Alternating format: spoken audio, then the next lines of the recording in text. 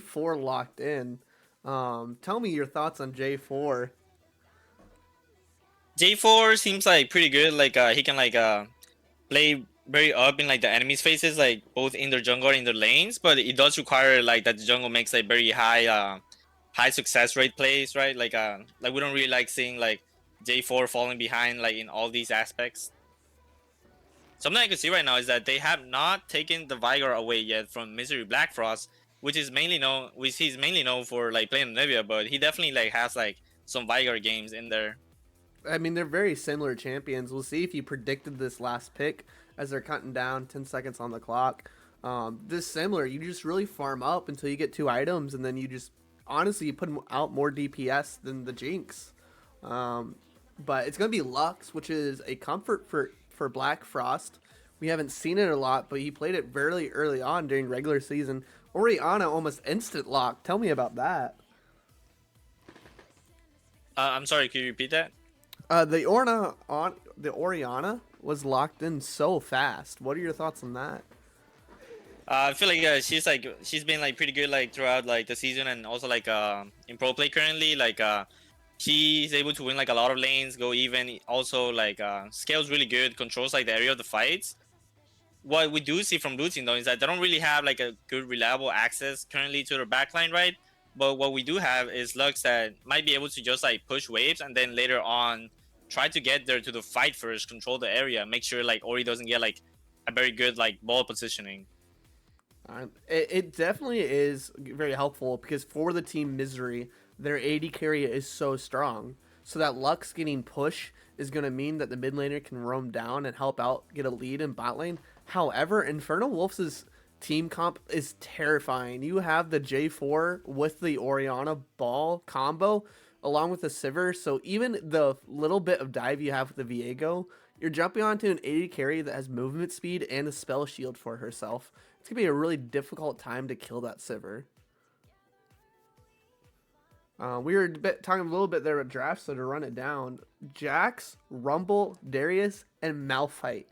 Both teams banned out top laners here. So it's going to be support locked in. InfernoWolf looking for the counter pick of the top lane. It looks like both teams are trying to come up ahead in the top lane matchup.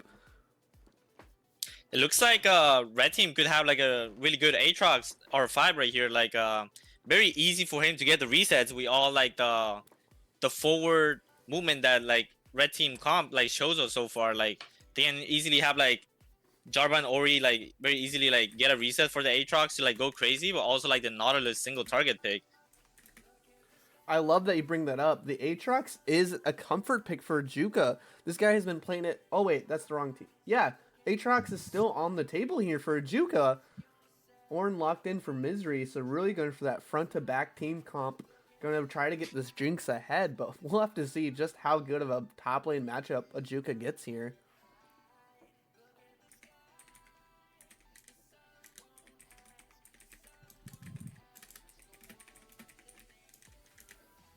It's not going He to. does not opt for the Aatrox. I'm Like so surprised. What's going on?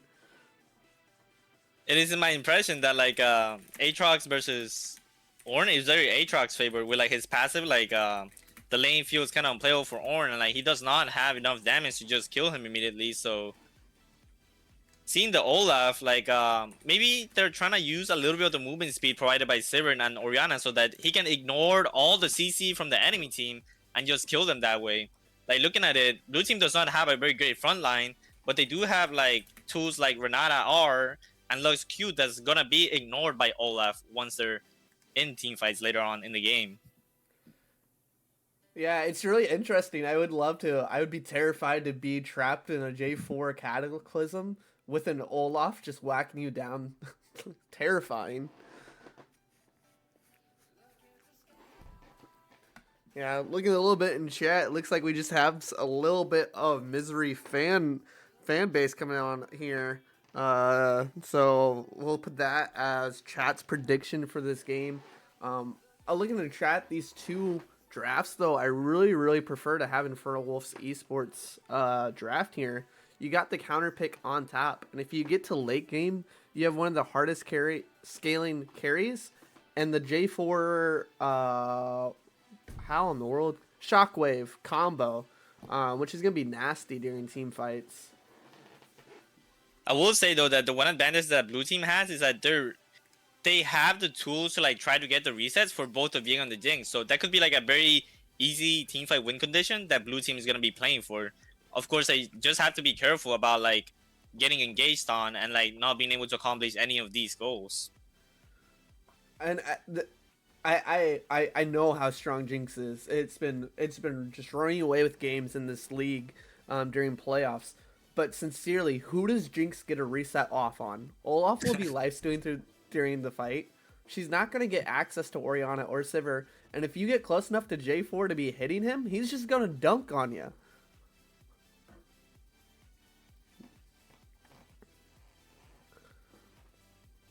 All right, Alan, do you drink Red Bull? No, I'm personally am a fan of Monster. I do drink Oh, like about 2 get a out of day. here!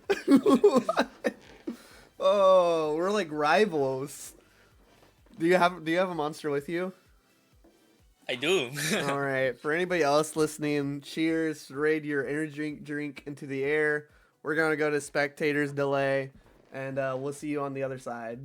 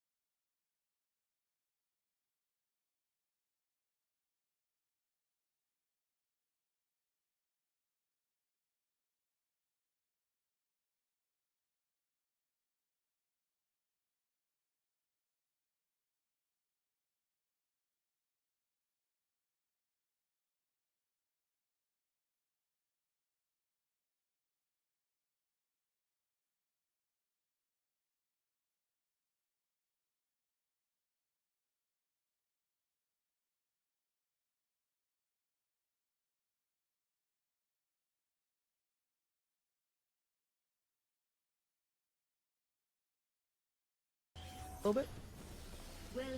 Yep, yep. Hey, Alan is in here, and so am I. We are loaded in here for game 1, MZRY versus InfernoWolf eSports. Again, it's been a little bit of a second since I both casted and enrolled in the OBS. Be a little bit patient with me while I get all our settings here set up for everybody. Control. There you go. Luckily, the players were pretty passive for me here. Just a 5-point across the map here. Actually had a little bit of a backing here, Juka, back there. So looks like we're going to have a very passive early game, hopefully.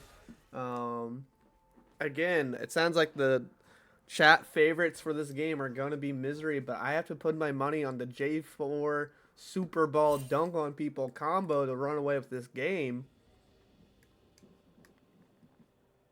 Alan, if you were thinking one of these two teams, which lane would you be looking to gain? Definitely, like as red team, I would think that like getting the Olaf ahead could be really nice for him to like go crazy. But ganking bot lane could also be good with just like having the knowledge there, like having him just like set up the ganks for you. That could be pretty good. Looking at the both jungler start, it seems like Jarvan is gonna be pathing top to bot, right? So hopefully we get to see like a red team like doing something with it. A small sort of thing that we can see is like it seems like red team balling was trying to like fake leash, right? Doesn't seem like there's any reaction from blue team pinging on the map or anything. But we'll see what Viego decides to also do, like doing like a red into blue buff kind of reverse clear, right? Like he can like spend some time top lane, but eventually end up bot side. Well, we'll see. There goes the Nautilus hook, but it is going to go wide, so Kush going to get a nice little trade here just to punish the missed ability. But outside of that, it's been really passive this early game.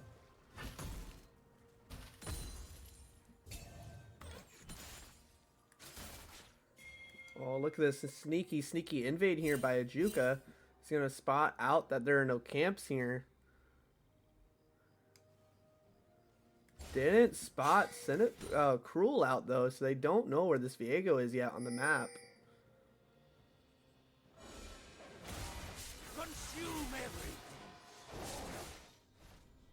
Oh man, my camera control is so shaky. We gotta work on this, guys.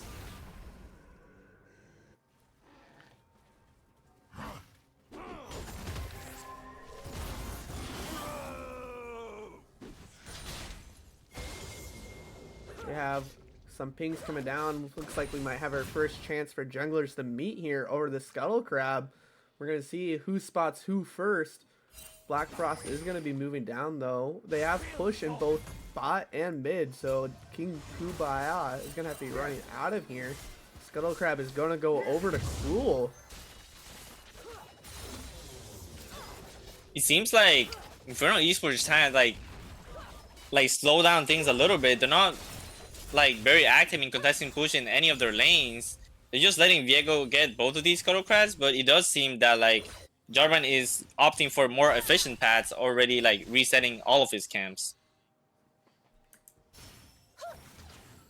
Yeah, we see so many wards here. They saw King Kubilai. This lane gank is the only way for him to get anywhere without vision, so we'll see if they predict it. Big hook coming out though, flash forward, and they might actually get the kill. Ignite is down, flash forward by Ronnie. One more auto will do it, and he didn't find it. Looking at mid lane real quick, like Sinja flash burn. This could be something that we're gonna find players like repeatedly coming back mid lane to try to get something out of Sinja. Yeah, across the map, flashes are blown, so Conqueror of Bug and Sinja. Ronnie, 3 flashes are down, so junglers are going to have options to go really aggressive here. But both of them blew flashes on these early ganks for nothing. Still, 0-0 across the board.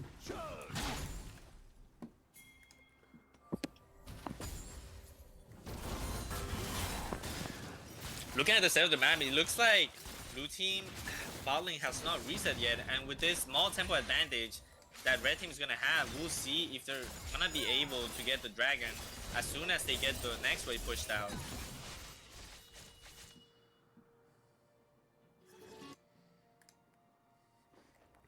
I think the biggest detail to point out here is Since the hook was landed, C Dots and still has the flash available for the Nautilus to go really aggressive if a fight breaks out around this Drake.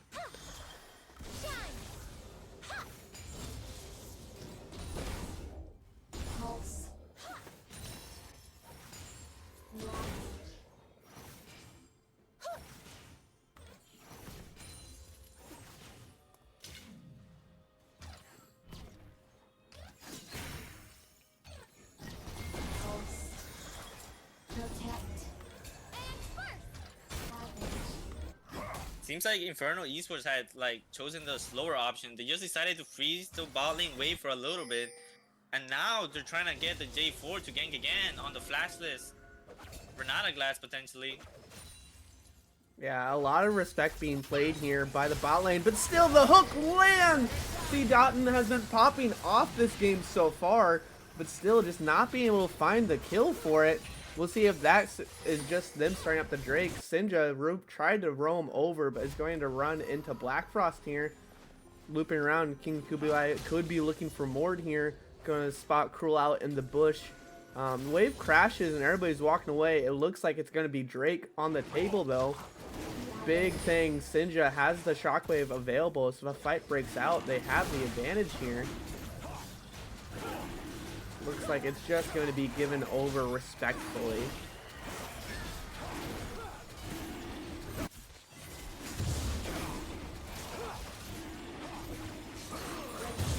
Oh, the Lux ult gave me a little bit of a nervous jump. But this Viego actually isn't on ward here. Nautilus hook whiffed, and there's the, look at the beautiful trap split behind Ronnie. We might have the first blood on the table. There it is, going over to Kush. And C Dotton is just going to have to fall. Double kill, or just one kill. Amazing find from blue team, like definitely with like red team being really strong at like level 6 and team fights. Getting this amount of lead for a Jinx is like really nice. Like he's definitely gonna be out damaging the Sivir now, and that's gonna be what gives her the power spikes to be able to carry his team. Yeah, definitely going to have a huge push towards that 2-item spike now with that. The traps placed beautifully behind them to cut off their escape route. As soon as they saw the Viego, they couldn't run away.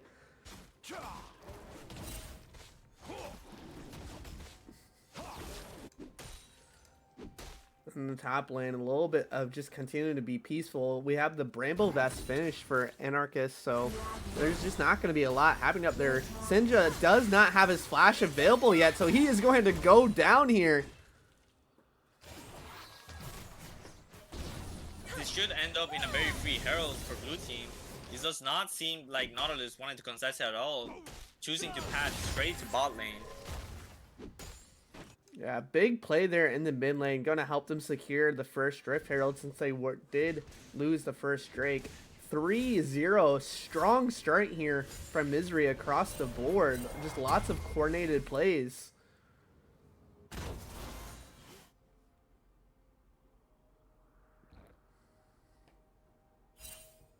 Seems like red team are gonna commit to Sivir to move up to secure this Herald, while blue team is currently recalled and trying to get into position now for Herald, but it might be a little bit too late for them. Well, both supports are here, so both teams are wanting this objective. We'll have to find out. Conqueror of Bug has not spotted C Dotton, so this is going to be a nice little surprise here. Still no ward over this wall, so Sinja is going to be caught out, but surprise, he has teammates here. Black Frost throwing them all out. Sinja flashed away. There's the ultimate used, but did not find anybody with it. Cruel going to finish off Sinja to start out this fight. There is Ajuka trying to clean it up before King Kublai goes down. Conqueror Bug uses the ult to get them out of here. Ajuka has to run away. C Dotton is going to be left alone. Flash over the wall. Just the play fell completely apart. Definitely looking at it from red side's perspective, it does not look like they were very coordinated into like making a play very quickly. They just like kind of stalled it out, gave time for Lux and Diego to get into position to jump onto Sinja and Jarvan afterwards. Yeah, definitely had the jump to start off the fight, but they turned it around, jumped on Sinja, And on the back side of it, they didn't get the shockwave to land on anybody, so Cruel just got to execute King before the fight continued. Another thing to point out was that Ajuka during the fight, he had like a lot of gold. He started that fight with like a pickaxe. Definitely did not plan enough ahead of time to just be as strong as possible for this Herald fight that they had. That's the one pro I have to say is the kill they confirmed did go over to the Olaf here. Have a gank potentially going down, though we have some pinks coming down. Looks like they might scout it out.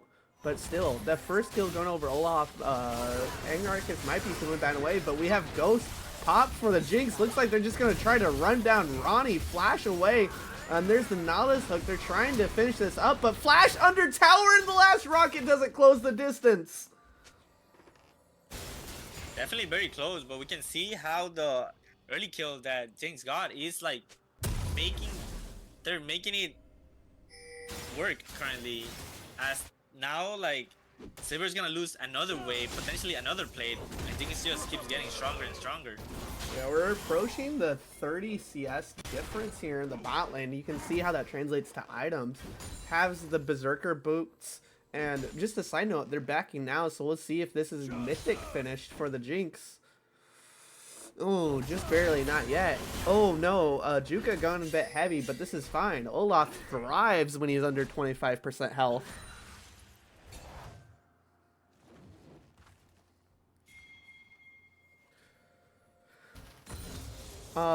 We do have the dive potentially coming through. However, King stepped on a ward. Little does he know. So they'll scout this out before anything crazy happens.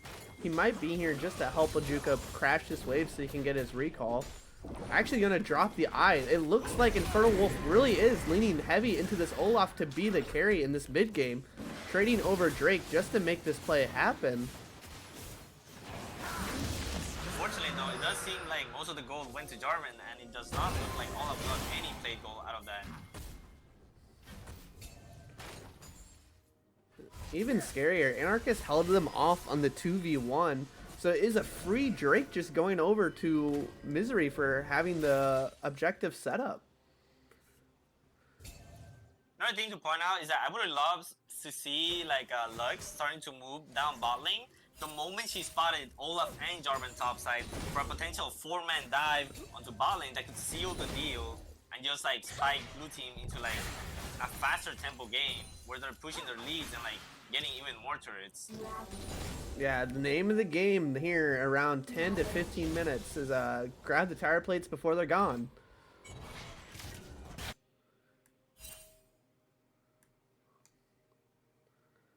See a lot of movement here. Both junglers are looking for opportunities to gank, but just not finding it. Look at all of this blue vision here that's set up. King did get spotted out on a ward. However, still Black Frost just a little bit overextended and goes down so quickly. Oh, I didn't even get to finish my sentence before that Lux was dead.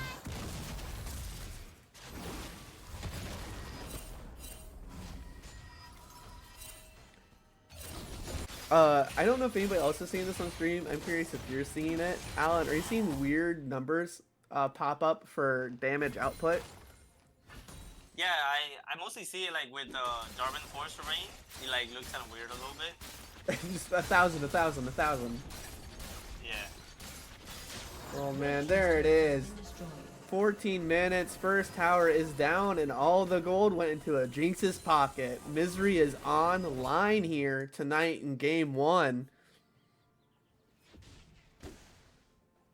Well, they didn't spot this out. King hasn't showed yet. Ajuka might be able to go heavy here if he lands the slow on the axe. But he'll have the unstoppable if he pops the ultimate. There's the slow alt pop here. He's going unstoppable. King trying to close the distance. Help him.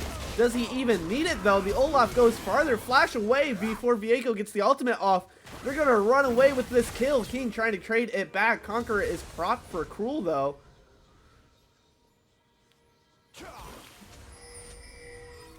InfernoWolf is rewarded for the jungler being here to the play first. This Olaf Ajuka is 2-0 now. We'll see if that is the hope here for InfernoWolf.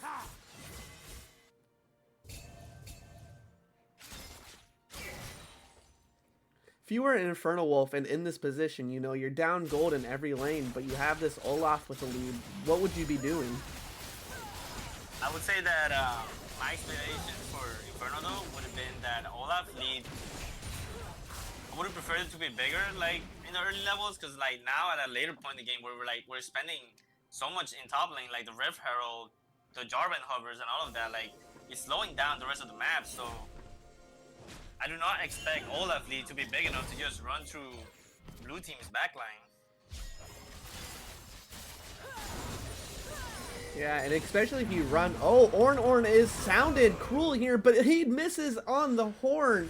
Cruel is going to have to run away, continuing to reign supreme in the top lane. Ajuka survives. Things are just getting chunked in the side lane. We'll see if Black Frost lands the root. This could be a solo kill here for the Lux. Ajuka is still just whacking him down, but this Ornn is getting big.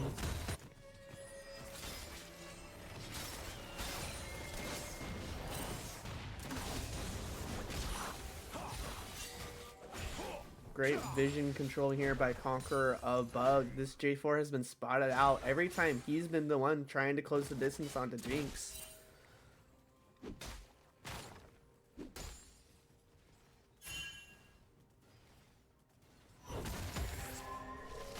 We do have 40 seconds before this next Drake spawns. We have the TP available for the Ornn. On that note, it will be in Inferno's best interest to gather mission control around the river to make use of these wombos that they have with Jarvan and Orianna to be able to execute their comp to accomplish this dragon and also get some kills onto blue team. Well, it's going to be MZRY moving out here as a unit to help grab control of the pit before it spawns up. But they're going to have their work set out for them. InfernoWolf were the first ones here. They're going to clear out the vision in the river, but not be able to move into the blue side of the jungle here. Now we really just wait and see who pulls the trigger first. Black Frost going to land a root, try to get something going here a little bit, but that's just a Nautilus.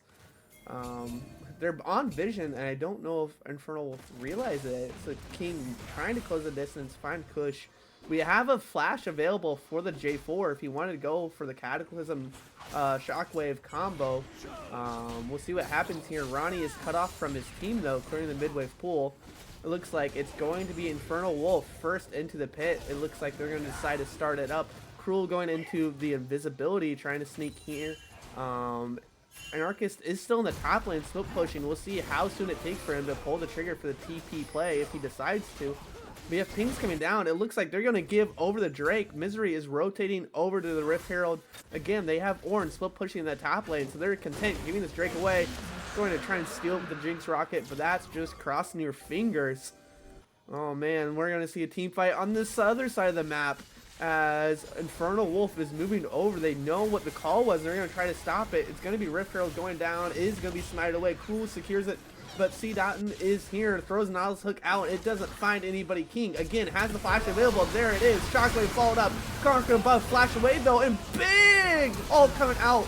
But it's not enough. There it is. The Cataclysm. Now Ronnie's throwing the arrows out. 3 kills going over now, but Kush is running them down. Triple kill. Quadra kill for the Jinx, and the fight is over. Oh, not a quadra.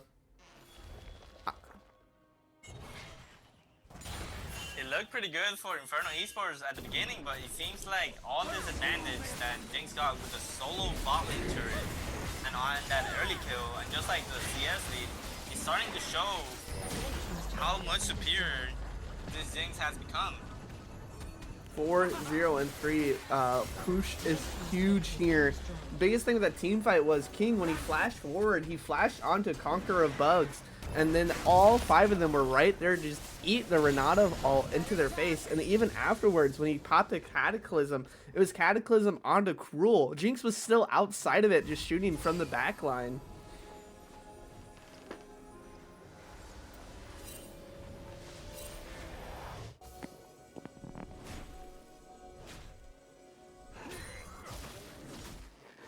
I'm gonna go over here for chat. Got 130 heal given out to his teammates in that last fight. We'll continue to observe how valuable Radiant Virtue is here during this team fight, but got a little bit of work in there in that last team fight.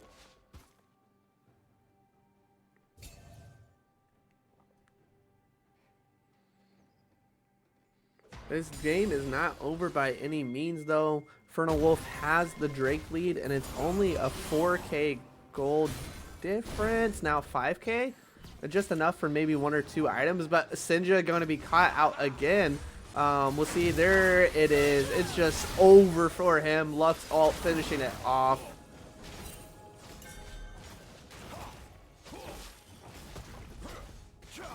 Sinja's had a bit of a rough season. Been caught out kind of multiple times in the side lane, a little bit overextended. It looks like Cruel has his number, catching him out there.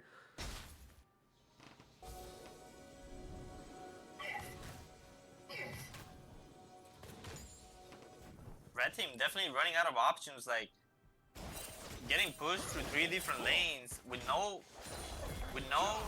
very clear openings for the Jarvan to do any combos onto blue team. Currently, it looks like blue team just has so many of their flashes available to them if anything were to happen.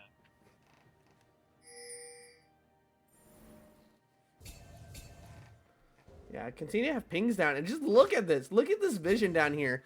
The Drake that spawns is going to be the next objective unless one of the teams decide to flip Baron. And look at all of this. We got 1, 2, 3 control awards, 2 stealth wars, and the Scuttle Crab. It is 100% MZRY controlling vision here.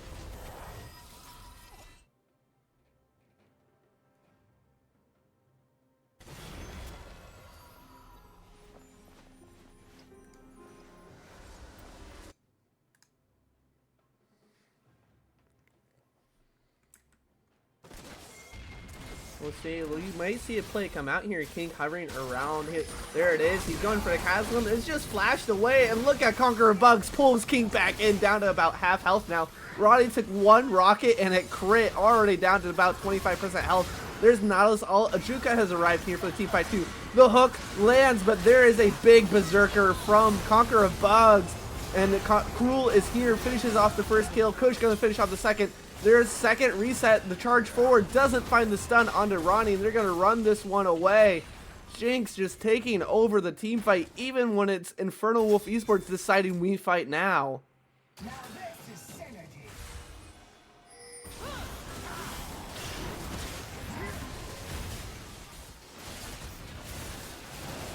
There's going to be Baron buff here on the table. 5 members of MZRY surrounding it, and no InfernoWolf players in sight. This is going over.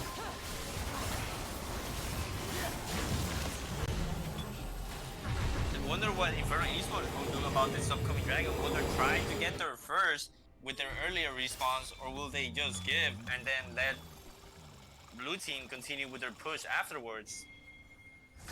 I don't know. If I were an InfernoWolf eSports, I'd be really anxious after just having lost that fight. However, we do have both the Ornn and the Renata Glask Ultimate not available anymore. Cataclysm is back available. Gore Drinker gives you so much cooldown reduction. So we have Cataclysm and Shockwave combo available, whereas they don't have any. MZRY doesn't have their primary teamfight abilities up right now between the Ornn ult and Renata. However, it looks like they're going to decide to handshake it. Drake is going to go over. They wanted to try and get the Mist Tower, but Anarchist is here to stop the push.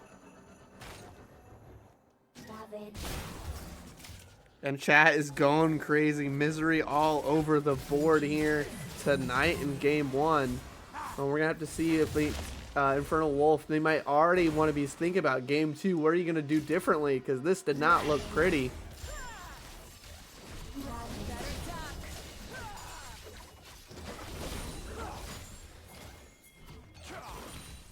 Beautiful 3-2 setup here as they push in the mid wave. Already have pings down, and Cruel and Black Brass have the bot tower down to half health before anybody got here. Red team's turret has been destroyed. We have pings coming down. C. Dotton could be looking for an engage here, but he's going to be running away. No say Inferno eSports best bet is just to like neutralize the waves that they're pushing and not look for any fights, because any fight that they're gonna take on one side of the map, the other side, they're just gonna end up taking so many turns. Oh, Achuka is on a ward, and Cruel is here to follow up the stun. Trying to secure it, but Olaf just rubs it off. He likes pain. Continue about what InfernoWolf could be trying to do to pull this game back. Currently, they're doing fine. Like, they were able to defend off the Baron without losing too many things. Like, it is gonna like expire soon, so that's really good for Inferno in terms of like looking for like a future fight to try to turn this around. They definitely will have to make use of the Jarvan Orianna combo to try to get Jinx without falling to Renata ult. Yeah, Jinx doesn't have the flash available for the next team fight that breaks out. We'll probably have Ghost back. Flash away, forcing Flash out of Black Frost. Flash for Flash here. Cruel is looping around. We might see another team fight come down here. But if I was, oh, Conquer a Bug, Flash Ward does not close the distance. But here are the big team fight ultimates we were talking about. And Eric is actually going to miss the Ornhorn on the back of it. But Jinx is so far ahead. We already have Sidaten dead. There's the rocket to finish off Sinja. That is 2 for 0. Achuka's recalling, and Cruel is just escorting King Kublai away. They could look for a 2v2 pick here, but does it really matter? We have Kush here in the mid lane. They're trying to look for game here. Cruel just canceling backs here. It doesn't matter if you fight when the game ends. We're going to see a big defend. Ronnie's got to try to clear these minions out, but you can't get too close. King Kublai just walking it back to try to close the distance. Cruel following him. MZRY finally cracked the base. Mid inhibitor is down, and they're moving over. They don't have Baron buff. Orange just face tanking the tower. They're going to take another tower down here. Just continuing this gold lead. 6, 0, and 5. 3 items. And Ornn upgrade. This Jink is terrifying.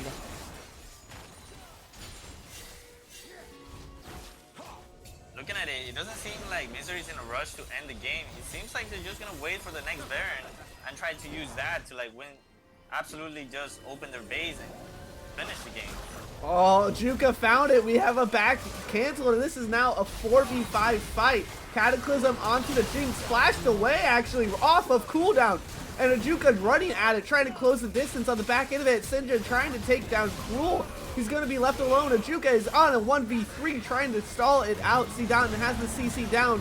They are going to grab a kill for the Orianna, but you have to get out of here before Kush finds you. There is the Sivir ultimate, so they successfully take the team fight. They're coming back to collect the minions. Looking at mid lane currently, it would have been nice to see Looting chasing out these last 3 players from Inferno eSports and just try to have the Lux TP and try to get some work done as they're trying to escape from MZRY. I don't know, if you're InfernoWolf eSports, you kind of have to make those big Hail Marys when you're this far back, down almost 9k gold here. And you force the flash out of Jinx right off of cooldown. So again, Jinx doesn't have that for the next fight.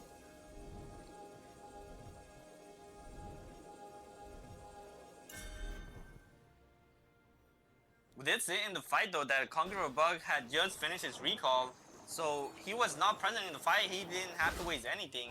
We will have Renata for this fight, and we'll see how that turns out different.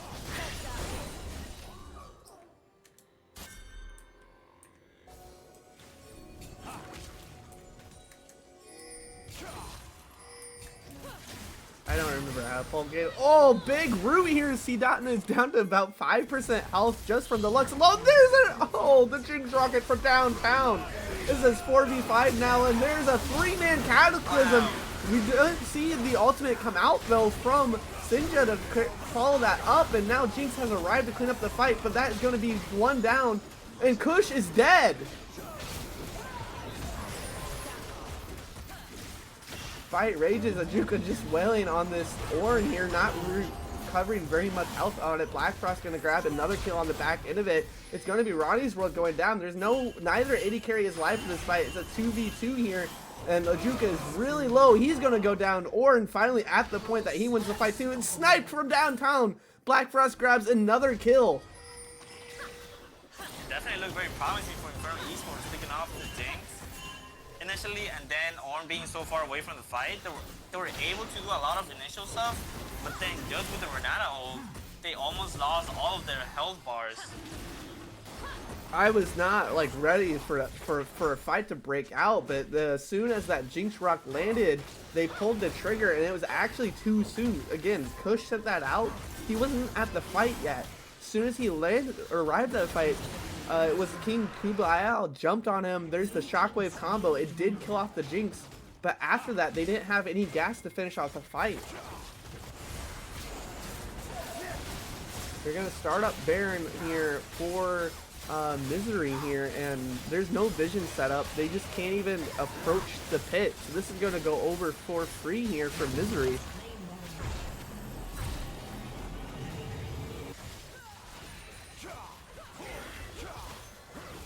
Fourth item completion for Jinx. It does not look like she will opt for an elixir right now just to try to end the game immediately, but she's still, regardless, like very strong currently. Yeah, that Hurricane's just going to be able to double the damage output during team fights here. We'll have to see it. King Kublai is going to have to play almost perfectly to be able to prevent this Jinx from running away with the game. Red team's inhibitor We got 5 people hovering around mid here for MZRY, crashing the wave again. They cracked the inhibitor here, so they can. This is their winning lane. Seadotten is going to be the first one to step up. King Kublai gets spotted on the flank, trying to find a way into the fight here. But on the other side, Cruel is looking for his flank. Ornn going to be the one just face taking here, walking the minions in for MZRY. They're into the base now. Ornn Horn is sounded. It goes forward, doesn't land on anybody.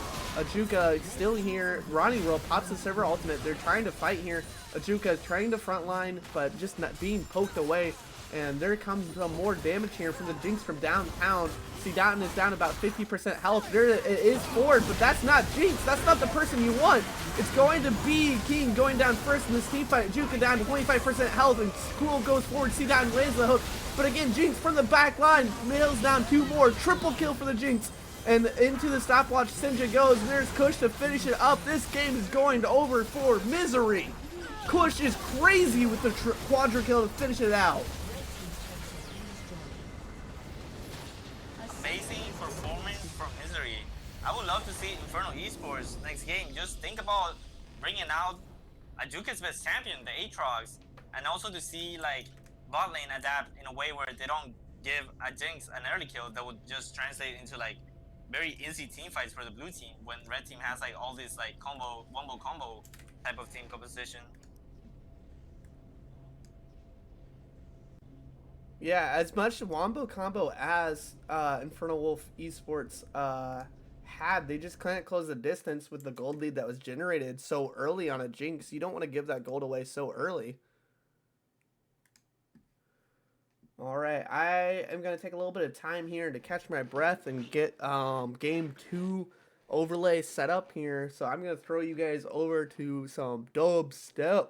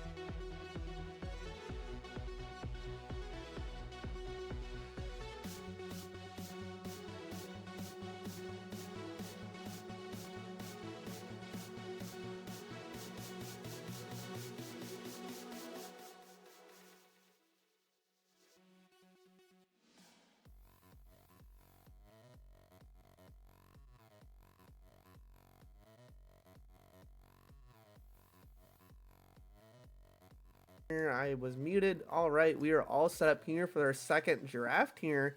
InfernoWolf did elect to go blue side, so I wonder if they're going to be playing this completely different. We'll see different champions come out. What are your thoughts, Alan? The only thing I could think about is probably they like the Jinx a lot, so they might be planning to take her away as a first pick. We'll have to see it. We're going to go underway as bands start to filter through. I really, again, like the J4 with the Oriana combo, so we'll see if that comes back out. But on the other side of it, I don't think the Olaf was effective versus the Orange, so we'll see if they prioritize that counter pick for top lane again. Do agree. Another thing that blue team could look into would be like on the second round of bans, if they have not picked support yet, they could choose to ban the Renata glass so it doesn't cause the same amount of problems that it did game 1. Yeah, definitely the Renata glass counter engage every time that J4 was jumping in. We saw Conqueror of Bugs throwing that big ultimate out with the Radiant Virtue, making it a little bit more valuable. All right, Another chat. adaptation that I would like to see is whether Senja is gonna switch from playing mages to play a more aggressive melee pick like the Kali or the Silas. Yeah, we'll see. You know, the Katarina, the Silas, those are his champions, the very aggressive laners. And maybe Yasuo game, give it to us. This is an amateur league. Chat, let me know what champions you think is gonna end up being picked, not just banned. Who plays what champion? I'll give you an imaginary brownie point if you get it right. I personally think we see Aatrox on the Ajuka tonight for game 2. This is a best of. So last time these two teams faced, they did go to 3 games. It was exactly like this. MZRY ran away with game 1. InfernoWolf came back, pushing back game 2, and it was close neck and neck in game 3. So in the best of 5s, we're not in the regular season anymore. We'll see if this is a different storyline. But this is how it went when these two teams met in playoffs and regular season. And InfernoWolf did come back, and there is a staple champion. Ronnie's World plays Vayne and Caitlyn, and especially loves this Caitlyn. Would love to see this first picked because this gives Sidatin an option. Can go the Morgana or the Lux. Any sort of this double pairing, we see them do that a lot.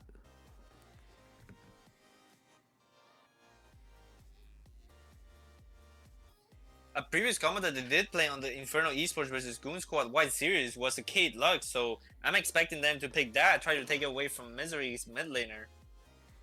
Yeah, the Jinx was almost instant picked, so they would just really be trusting Ronnie to pilot this Caitlyn as a counter pick.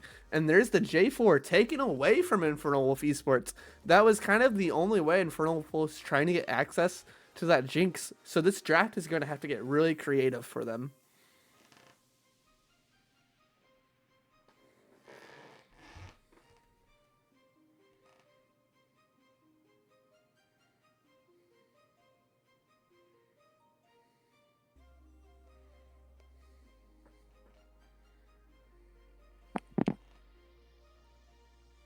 There it is, the Lux combo for the Caitlyn. And hey, it's just another jungler with a diving ultimate. Vi locked in for King here. That's going to give you access to a Jinx. We'll see what MZRY opts for. Like, I don't think the Renata will be great into like the Lux lane, but it definitely can provide value later on, just being able to get rid of the Vi, engaging onto them. Blue team though will still have options to like try to like use more like higher range abilities to try to execute the Jinx. And there's Milio. I love Milio as a champion, I really do, but I question it picked here because as much the Milio won't cleanse the knockup from Vi ultimate, so it's actually a little bit of intuit or whatever the word, big word that I don't know.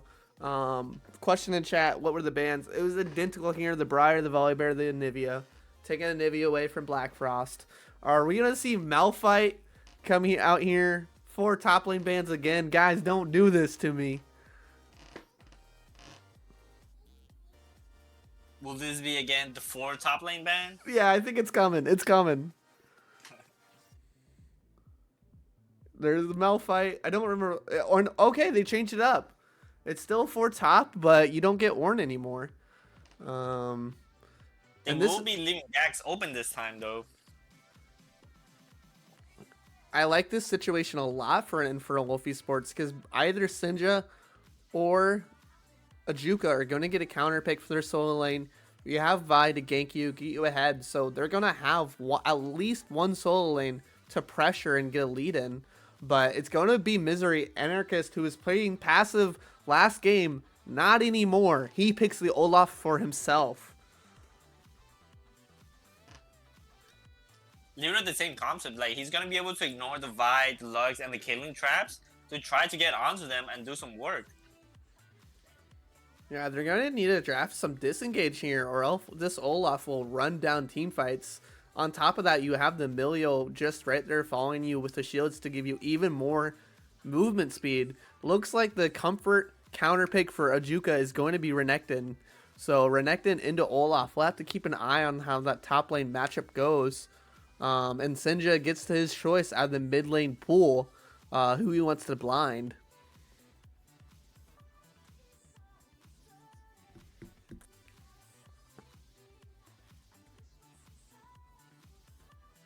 Gonna be the LeBlanc. We wanted a more aggressive laner. We got the most aggressive mid laner there is.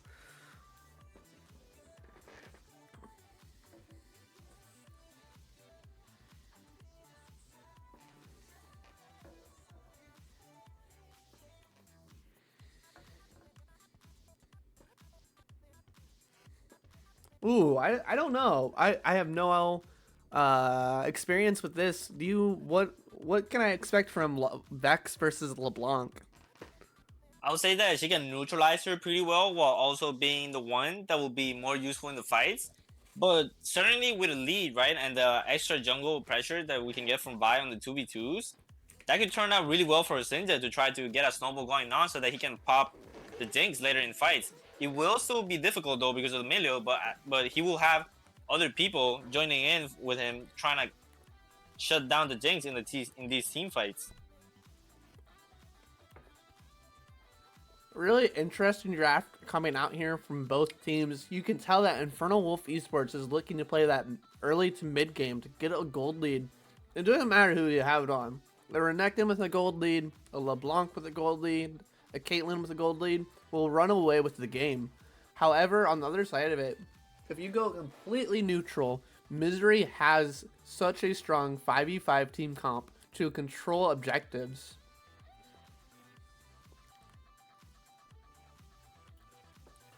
With your previous point about like them getting a lead early game, I would like to see both junglers patting down, the Jarvan trying to shut down the pushing Caitlyn Lux, but also the Vi being there to cover for that exact same reason, to be able to make the best out of the Caitlyn Lux lane with their push. Even outside of having a Caitlyn Lux pushing lane, Caitlyn in this current patch with the lethality build, if you get a gold lead on that, you just press R and you'll be chunking about 25% health. This champion with crit build is so strong if you get a gold lead.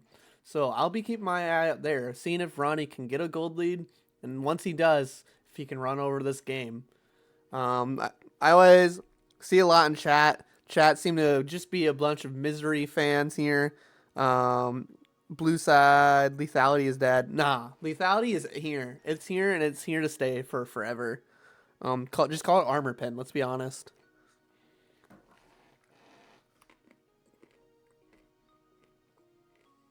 But with that, we'll go over to our spectator delay and meet y'all on the Rift.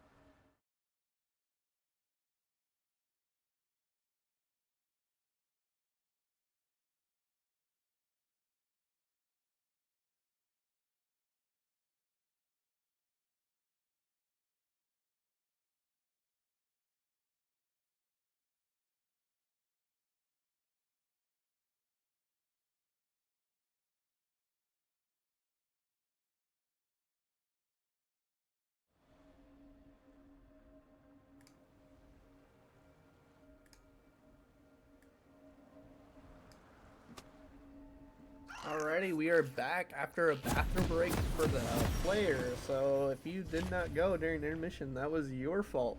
We'll hop right here into game here. My client's is frozen. Is yours? Yeah. Okay. 9 seconds. Yeah, frozen at 9 seconds. At least we're frozen at the same time.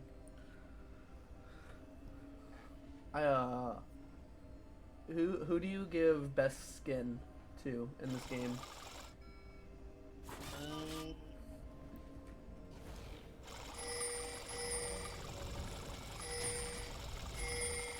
I will say the Olaf skin is pretty good, but I also like the Renekton one. So Welcome. kind of funny that like the both skins I like are gonna be in top lane. So we'll see how that matchup goes. Yeah, Better skin wins, right?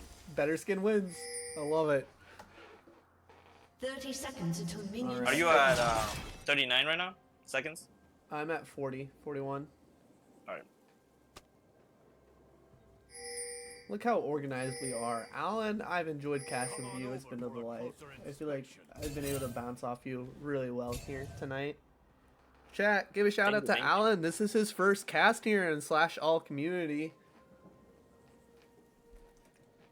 Looks like Sinja is gonna go for a late ward. Well, actually not Sinja. It's gonna be LeBlanc support. Putting in a late ward on the enemy Gromp. Whoa, whoa, whoa, whoa, whoa. What is this? LeBlanc support LeBlanc? It would seem that Sinja did not want to play the Vex favored matchup, so he just decided, hey, give me Lux. The Lux. You can All play LeBlanc right. support. I said earlier that InfernoWolf eSports is going to have to get creative to get onto the Jinx, and they really took that to the maximum. We'll see how this goes.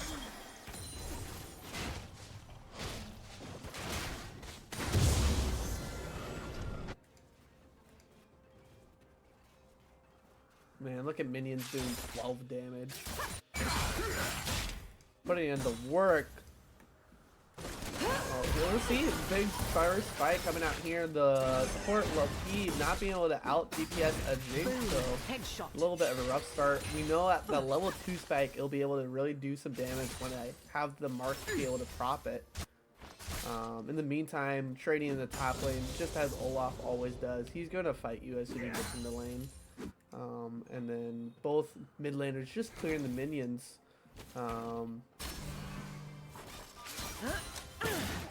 Like predicted earlier, it does seem that Vi will pass towards the bot side, but they don't have the Lux to just win the lane successfully and just like poke the Jinx and Millia down. Well, it does look like Jarvan is doing the fastest path possible to the top lane. It would have been nice to see also like Olaf try to trade as much as possible with Renekton to try to dive the Renekton and just secure a big lead for the Olaf already this early in the game. This is crucial. Cruel did not get spotted out by that ward before it canceled. Sinja just unfortunately walking to the wrong side of the bush and not going to get caught out here. King did get spotted on the red buff wards. They know where the Vi is, whereas InfernoWolf eSports is not aware, can only guess where the J4 is. More trades here in the top lane, Ajuka having the health lead. Another ping coming down here for Cruel. He's trying to find something, make something happen. We'll see. Sinja might feel safe with this ward here. We'll see. Still has Flash available to get out. J4 going to move forward. Flash away. Doesn't land the flag and drive. Just a quick escape by pushing the F key. Over the wall. King Flash over, lands it, and then gets rooted up by Sedan. And he's going to get even more rooted. Conquer Bug trying to get Kush out of here. The Ignite is down. Ronnie's going to secure it. First blood going over to the LeBlanc support.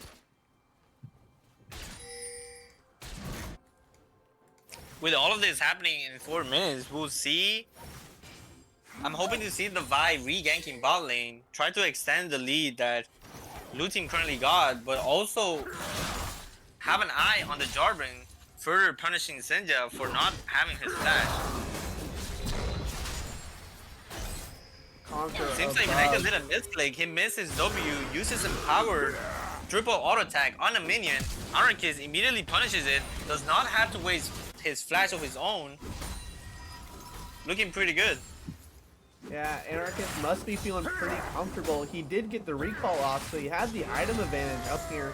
And like you said, Ajuka just stepped up a little bit too far and actually gets chunked right before. So Ajuka's going to get a free second recall here in the top lane, even more of an item advantage. With Jinx opting to go for another recall, let's see if Inferno eSports will opt to immediately push and then do Dragon, or kind of like they did last game. They decided to push as slow as possible and then use the big wave to accomplish the first Dragon. It does not seem that King Kublai has gotten a first recall yet though, so it does not seem probable that they will do a Dragon yet. We'll see. The TP did go to top lane for Ajuka, so it's not going to be a full squad here for Drake if they go for it. However, something I would like to point out here, we see Ronnie kind of just farming under tower. The goal for this LeBlanc might be to try to get out of the lane here. But he's returned back, standing in the brush. Push, just stepping as far back as possible, playing respectful. Letting them push into them. Cruel is on blue side here, so they could be looking for a gank of their own. Sedan does just put some nice PPs out, but Kush, what a play here with the campfire. Really nice punish for missing the chains on the back side of it.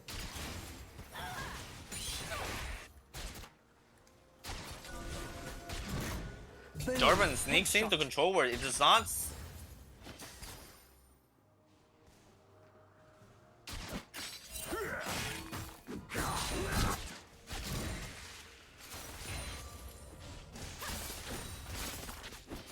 Yeah, Cruel is just trying to find a place somewhere since he didn't get the kill in the mid lane for the early first game.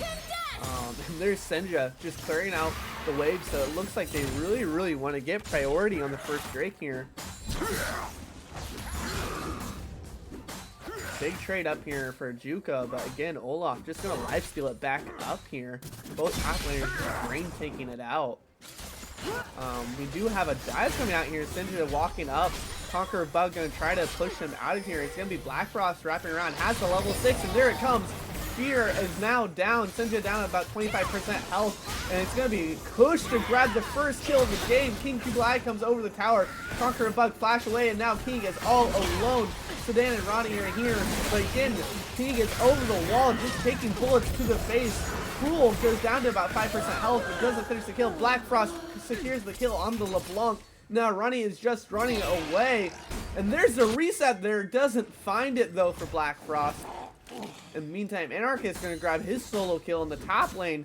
MZRY running away with the early game again. One thing to notice is that while Senja was trying to look for these plays onto like enemy bot lane, King Kublai was starting the Dragon. They did have like a big chunk of time after Senja had pushed the wave to like just focus on the Dragon and end it.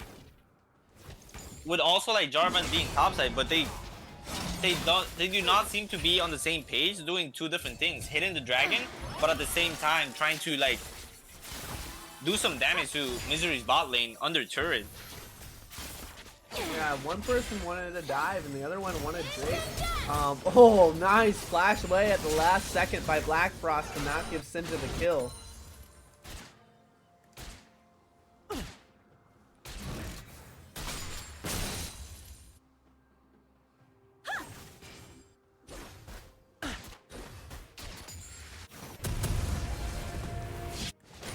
This game isn't over yet by any means. Last time we watched this, Kush was already at about 3-1, so just being held down to 1-1 on the Jinx is better than last time here.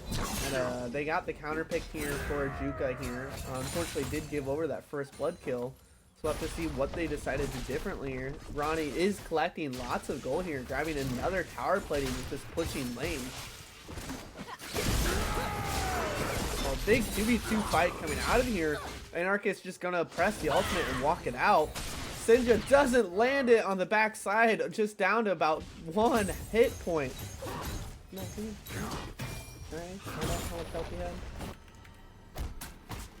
Under 100. Has to feel bad for Senja, putting these Lux ults and not finding them. With blue team committing their buy and Lux in the top side, it would have been nice to see MZRY immediately start pathing bot side with the Jarvan and Dex, the great combo to just further shut down Inferno eSports bot lane and try to get the Jinx ahead so that she can be in the same position as she was last game. Again, Push just running Seadotten down after the chains are missed. Ronnie having to put down the net just to stop the fight. And there it is. We'll have to see what this support LeBlanc can get done. Black Force has pushed down. R is off of cooldown. There it is. Flash away, but it landed before it came down. Ronnie successfully flashed away from the ultimate. Black Frost is taking over the mid game. Ronnie popping the ultimate, but not figuring it out because Conqueror of Bugs had the shield available. Alt reset is no longer available. King Kublai is here, and he has the ult available. There it is. This Jinx might go down really fast. There's the ultimate from Conqueror of Bugs, though, and Kush is running away now with Campfire available. Is trying to turn it back. Ronnie taking some more, and then in the mid lane, Sinja is going to be taking the 2v2. Cruel popping the first J4 ultimate of the game.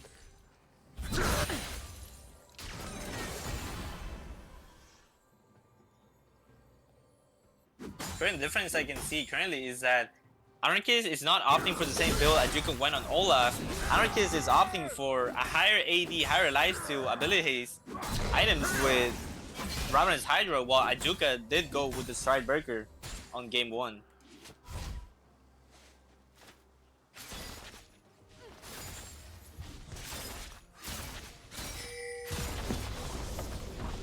Do Renekton and Olaf have similar build paths? Like, they build the same items?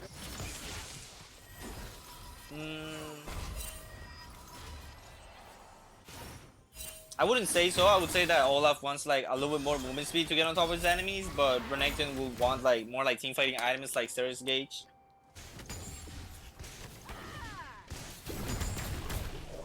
Same play as last time. King did secure first Rift build, but wasn't able to find help in a lane to be able to get really big effect out of it. We'll see if it even gets just one play here. Grabs one, won't get two.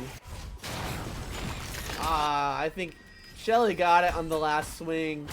MVP for InfernoWolf eSports going over to Shelly.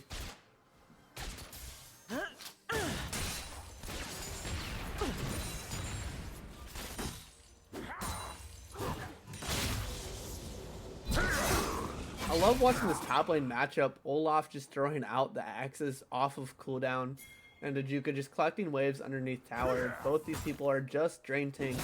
You hit me, I'll just lifesteal it back off the wave.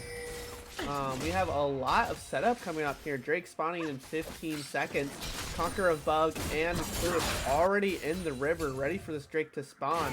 Seadotten trying to close the distance here on the LeBlanc support. But just doesn't have the AP to follow up on the chains for really massive burst damage yet. Drake is going to be started up by Cruel. Seadotten going in deep, but doesn't find the chains again. They're trying to burst down the chains, but there it is. Black Frost going in with the ultimate. Takes down Ronnie, and now the team fight is going ablaze. Ultimate pop by Conqueror Bugs gets Cruel out of it. Juka TP'd in, but he is just going to lose his life. Sinja finally landing a big kill. Triple kill over Black Frost. Might be a quadra. No, Push isn't going to give it to him. 4 for 1. Although it may look like a very good 4v5 from MZRY's team, I will say that Inferno eSports had very late teleports. They did start the fight without even starting the teleports. As a result, not only they lost the fight, but they're also losing the full top lane turret, giving Olaf around 1,500 gold of lead that shouldn't have been there in the first place. Blue team's turret has been destroyed. Just a huge gold swing here. Now 3K is on the board for MZRY, and this Vex is 5-0. Black Frost is taking over the game.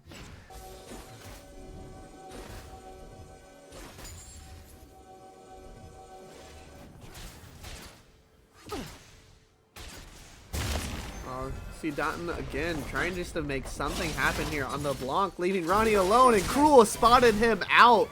Did not have Cataclysm available though. Campfire is available for Kush, trying to just run it out. Ronnie throws down a trap, really well done, but Flagon's drag is available. 25% health as he arrives underneath his tower. One more auto attack. Sadanten, credit where credit is due, face tanking that Jinx ultimate, and the kill is not going to go over from downtown. Ronnie's going to throw down his ultimate just to get the DPS down, but we'll see if they can protect this tower now.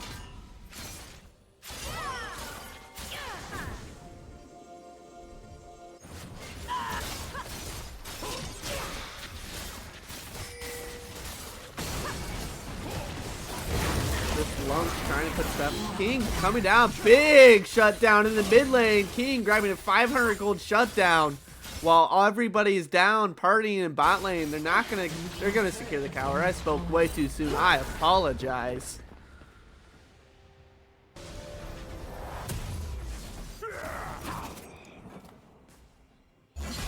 Red team with both top lane and bot lane tier 1s. Expecting to see them use this extra pressure from the lanes to like try to go for more aggressive invade plays onto King Kublai's camps and then just extend their lead to eventually end the game. They're trying to. They try to find the play on Ronnie, but that like brought Black Frost alone. And InfernoWolf definitely fighting, kicking, but still be in this game. Ganked the mid lane, got the shutdown on the back. Sinja trying to kill off this Jinx, but the support is here. Conqueror of Bugs forcing Sinja to flash. Rift Herald number 2 going to go over. I think the way it goes, Rift Herald 1 is Shelly. Rift Herald number 2 is Shelby. So Shelby is going to be secured in the pocket of Cruel. We'll have to see. If I was Cruel, I'd be wanting to drop that mid lane, crack the mid lane open so you can start moving into the jungle and invading. Pink's coming down. Ooh, Sadan going in deep, landed the chains. I will stop talking, but Cruel is behind them. Cataclysm is available. He traps one in it. Ronnie flashes out of it, and there's Flag and Drive. Get out of there. Black Frost TP's in. Vex ultimate is available. But this play is going to dissipate. Nothing found with the Cataclysm.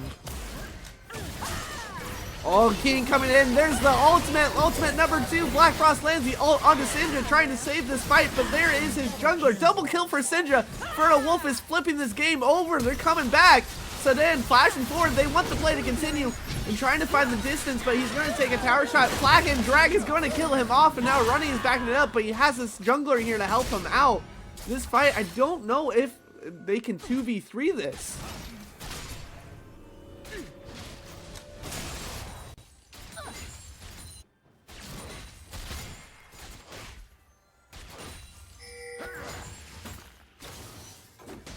King Kublai immediately using the shutdown that he got earlier from Black Frost. And to great effect. I mean, we saw him go in there, pop the ultimate on Black Frost, who at this point in the game is the bigger threat than Jinx. Held him in place for both the Caitlyn ult and the Lux ult to line up and finish him off. And then on the back side of it, just frontline, so Cruel couldn't get onto Ronnie.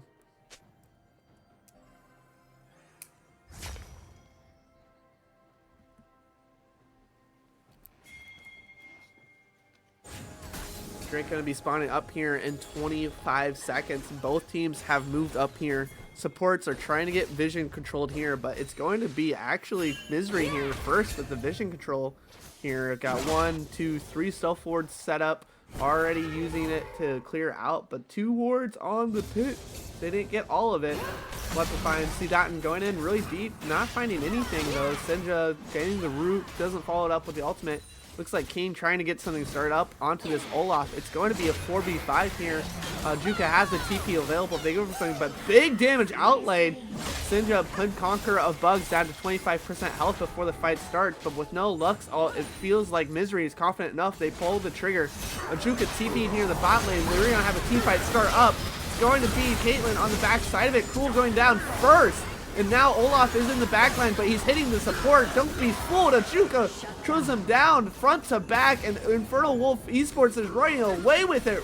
Ronnie at full health, just forcing people out. And the ult is going to go wide by Black Frost, and he is going to go down. And a nice snipe by Sinja. There's another one down. Kush is the only one left. He's trying to kite it out. If he can get this shutdown, can he get it done? No! This is exactly what Inferno eSports needed to close that 3,000 gold gap and have more agency back in the game to contest future objectives.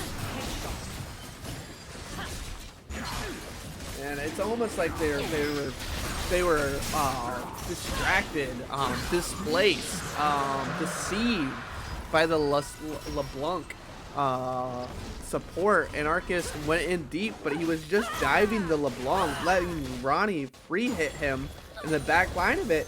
And King Kublai on the front line bought enough time that they killed off the Olaf and turned onto the carries. It's Ronnie's world and we're just living in it.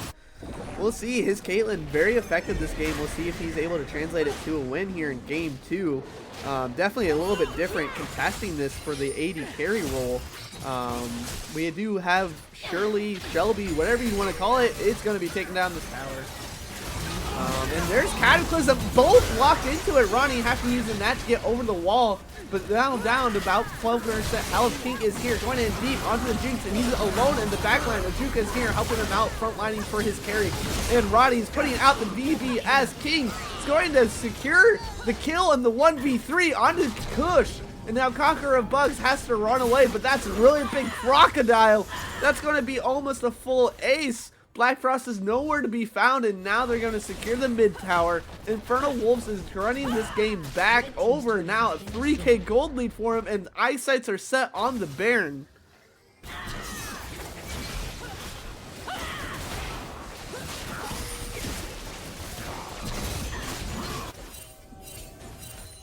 MZRY is definitely a little bit desperate, like rushing these fights in, like having the Cataclysm, like trying to get the catch Ronnie, but they're not respecting the fact that they just gave them so many shutdowns earlier.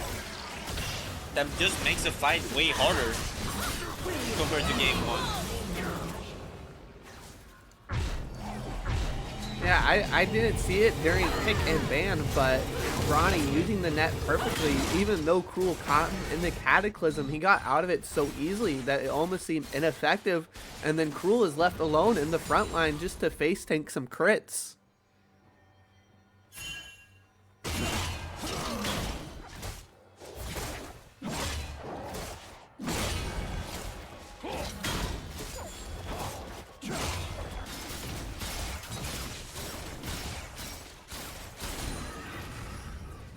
I forget who said it in chat, but Ronnie's on the same page as you guys. This is a full crit Caitlyn. This is not lethality Caitlyn, which might mean that they don't have as much DPS as they would now, but this Caitlyn at 3 items is going to be awfully scary.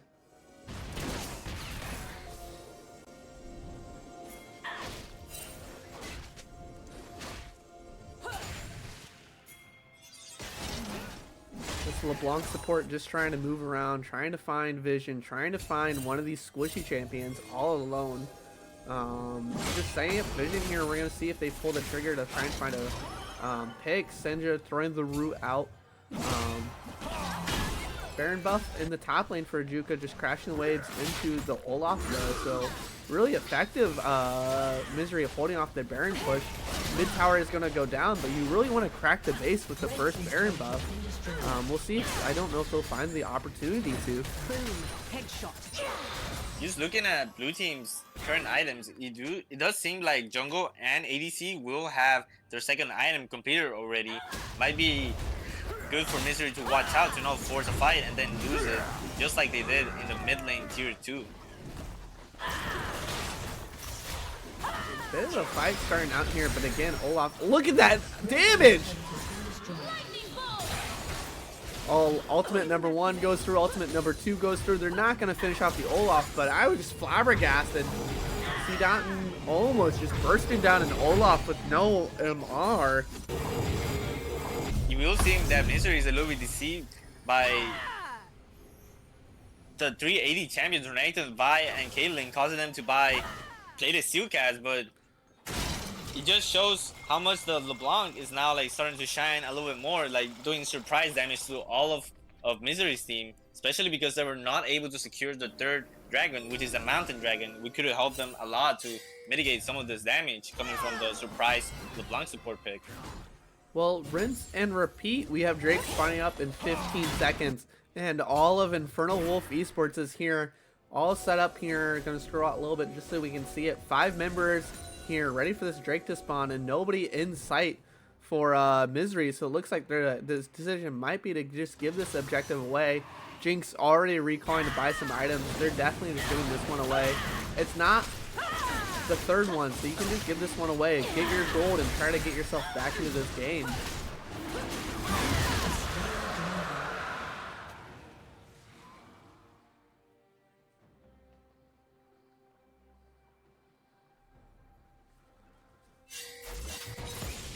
Moving up, they did see Cruel on the vision here, so they know that he's going for the flank. Just going to start channeling the recall. Nobody's looking for a team fight just yet.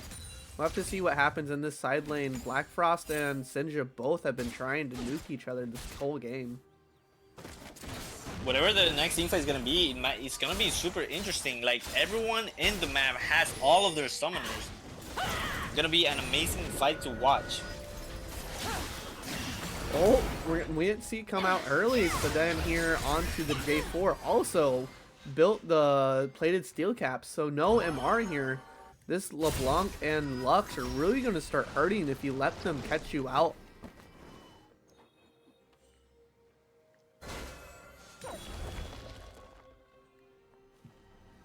See, on top of everybody having... Oh, sorry. You can go ahead. I was going to say, on top of having summoners available, everybody has items bought in. Everybody except for the Milio sitting on 2 items. Yeah. What I want to talk about is the very interesting purchase from LeBlanc with the Impure Mandate. She can only proc her slow from their item, and if she like fully finishes a stun.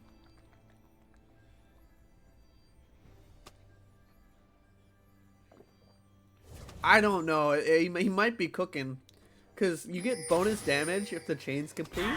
If that's followed up by a Caitlyn ult coming over the top of it, you might be able to 100 to 0 a Milio or a Jinx.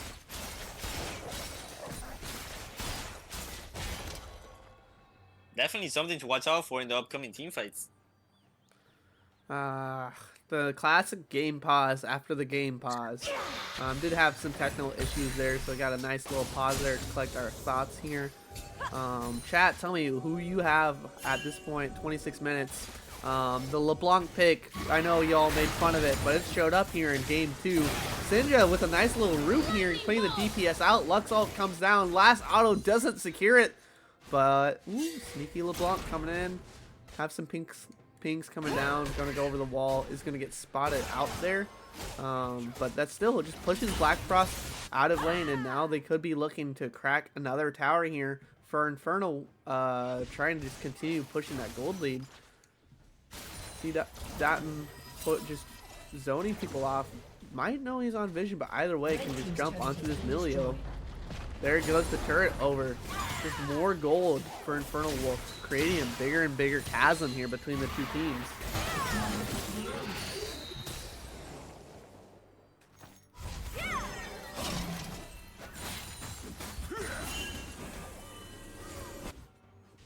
Baron buff has now spawned and is available on the map. If I was InfernoWolf, I would definitely be looking at that to grab that and close out this game. Again, you still need to crack the base open, which is one of the hardest things to do in a League of Legends game.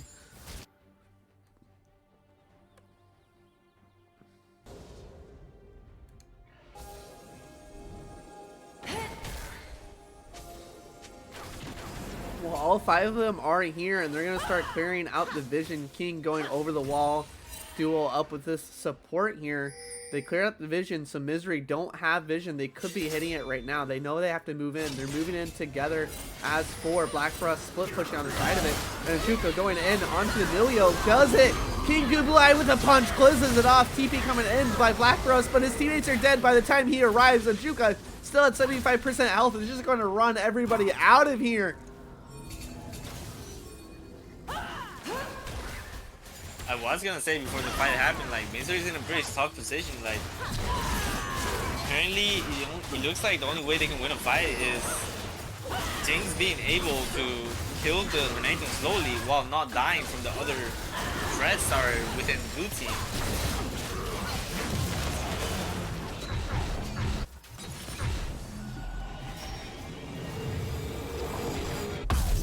Just a great fight there. We saw there, you know, Jinx is a main threat. Jinx was stuck just kind of standing there. King not using abilities, just threatening to use the ultimate on the top side of it up by red buff. So Juka and Ronnie put the DPS down, and by the time that Kush realized like, oh, I need to join this fight, is when King put the finishing blow onto Conqueror Bug. But it looks like they might have just stolen a play from the playbook. MZRY going for a bit of a bush camp here. Flash forward, ultimate popped by Cruel, and he's going to be caught into his own cataclysm. Sinjo with the nasty ultimate to snipe it off, finish off the kill. Black Forest down to 25% health as King Kublea goes with ultimate. In the backside of it, Anarch is trying to kill off Sinjo, but does find it before Ronnie helps his buddy out. Another clean fight by InfernoWolf eSports. With 3 of MZRY's team being dead, I definitely think they should just force the end right here. They are opting for the Mountain Drake, but this will make the game longer if they do not find the kill onto. Oh man, I did not want to interrupt you, but look at that ultimate combo there between Sinja and Ronnie. You know, what a gem. Conqueror of Bugs absorbing the ultimate so that his ADC didn't die off, but somebody was going to die to that Caitlyn ultimate.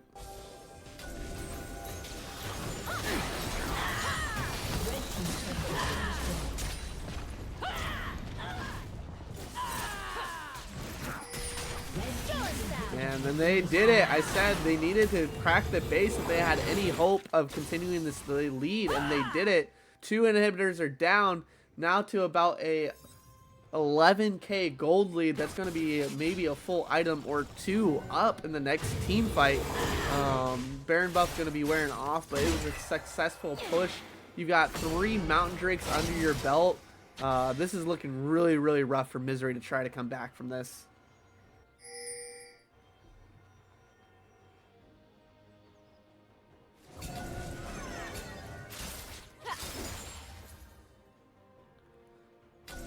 On the LeBlanc support, definitely here. Duca going to be engaging the 2v1, but they don't know that the support is here to help out. However, all members of MZRY is here before any of the members of InfernoWolf eSports will arrive. We'll see if a bigger fight starts to break out here.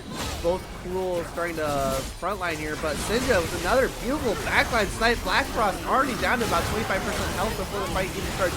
Ronnie cues up the ultimate, gets the first kill on the Cruel. He's dead. Conqueror Bug, crit 1, crit 2, double kill now for the Caitlyn. And now it's just going to be C. Dotton in the backline running away from this Olaf, who knows Anarchist might clean all of this up, but there's the change. CC still immune, still auto-attacking, still life-stealing. It's going to be King coming in here to have to put the punches in. 3-4-0.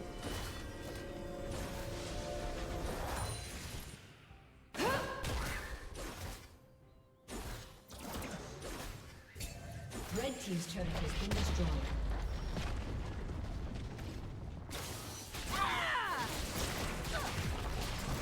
So I think we didn't give I personally didn't think enough that, like, yeah, it's a Lux, you know, or it's a LeBlanc support, so there's a LeBlanc in the backline. Sinja's on Lux, one of our longest standing mid laners for the league back to season 1 is on Lux. And he has consistently been landing his ultimates onto 2 or 3 squishy targets. Flash forward. I'm going to pause here as the fight breaks out again. TP coming in from Sinja as soon as he arrives. There's a big ult again landing on somebody. Conqueror of Bug is down before the fight even continues. Now it's going to be a root on the Anarchist. 2 kills over, and they're going to be looking to end this game. They have a Mega Minion here, and first Nexus Tower is down. This is going to be game. They're calling it. Cool goes into Cataclysm, followed up by the ultimate, but it's not going to be enough. Ronnie is here, critting people, and Cruel is down. Black Frost and Stopwatch Kush all alone. He goes down, and as soon as he comes back, Black Frost says bye-bye, and it is game. InfernoWolf coming back in game 2. Amazing comeback from Inferno eSports. It all started with just Vi punishing the isolated Black Frost, getting his shutdown, and then just translating that into more winning team fights, and then just getting to a point where they get 3 Mountain Drakes. Yeah, it was so hard. You couldn't burst anybody once they had the third Mountain Drake, and then we just saw so much DPS coming out from the Lux and the Caitlyn that King Kublai could pull the trigger on whoever he wanted to kind of kill them. All right, well, I'm going to get this set up. Chat, let me know the thoughts of game 2, and we'll throw you to an intermission.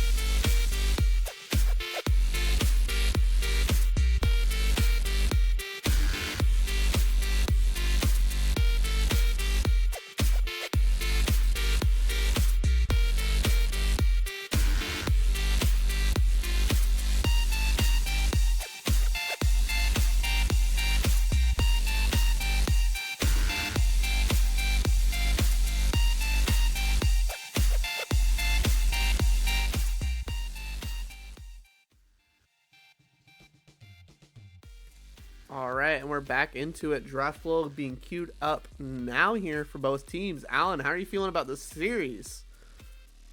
Pretty interesting so far. Like, definitely did not expect Inferno eSports to just pull through that game too, and just make it seem like it was just a stomp from the beginning. I'm hoping MZRY will consider like early picking Lux, just taking it away from Senja this time. Like that was definitely like a very scary pick, just like following up everyone in his team.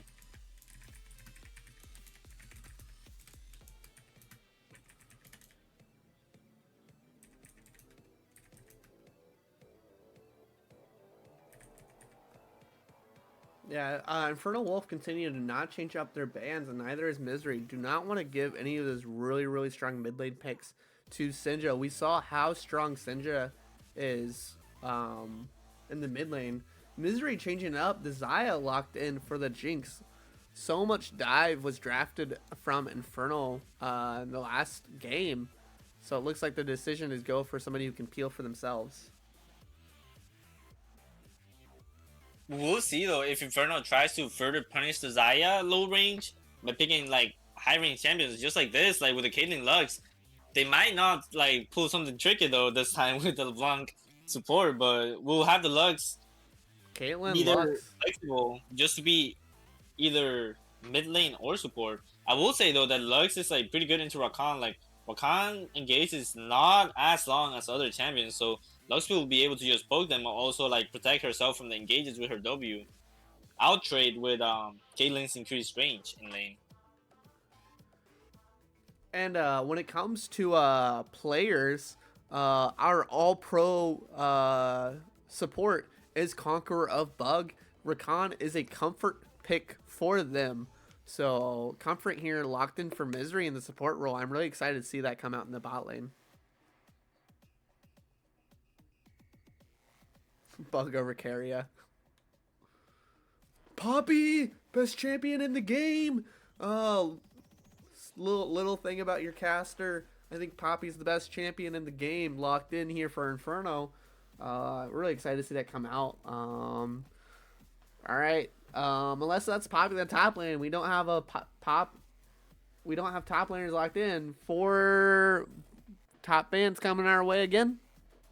I want to say this might be a Poppy jungle, but I wonder if Inferno Esports is trying to pick up what you guys did against them by picking the Poppy support and just showing them more surprises and then just end up with Lux mid again. Oh man, you might have just read them like a book. There it is, the exact same 4: Darius, Malphite, Rumble, Ornn, all off the table. So it's going to be a Juka's turn for the counter pick of the top lane. So far, we've seen Olaf versus Ornn. We've seen Olaf versus Renekton. What are these 2 top laners going to give us this game?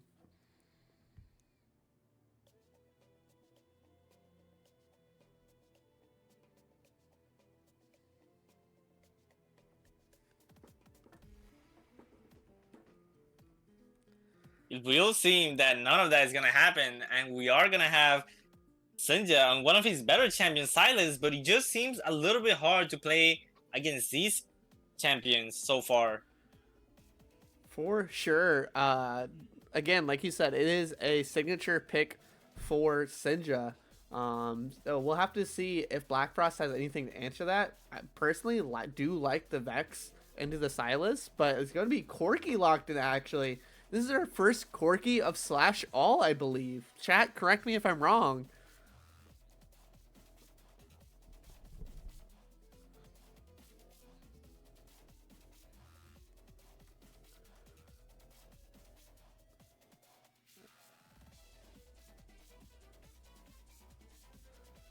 Interesting draft here for MZRY. Just so much DPS coming out here from all 3 lanes.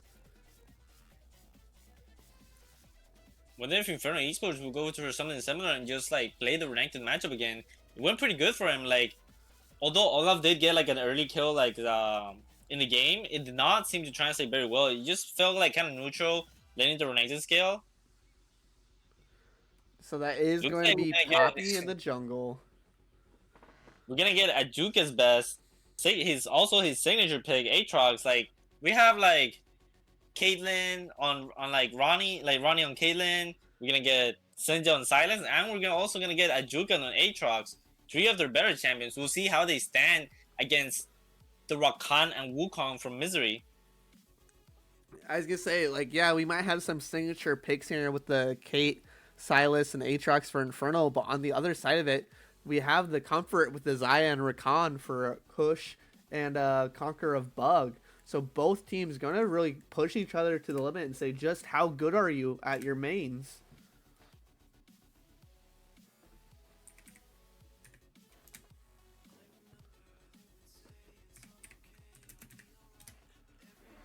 My magnifying glass will be in this mid lane here to see if this Corki, how well it does against the Silas. Does it get to 2 items? Because Corki without any AD doesn't feel bad. You're just throwing needles out at people.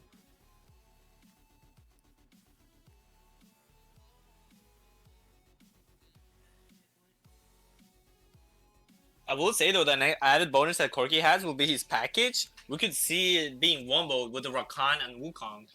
Something definitely to look out for.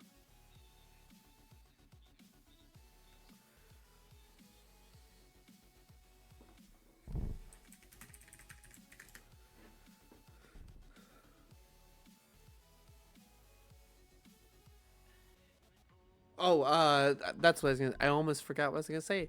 Sid, welcome to stream. Thank you so much for joining. Sid's one of our moderators, so everybody say hi.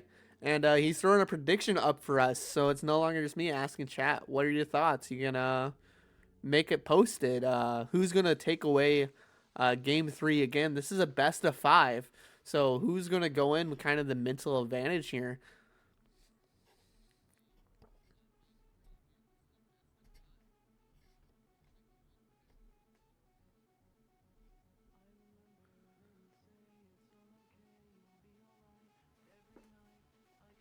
I'm gonna go look at something real quick. I'm curious. I need to know.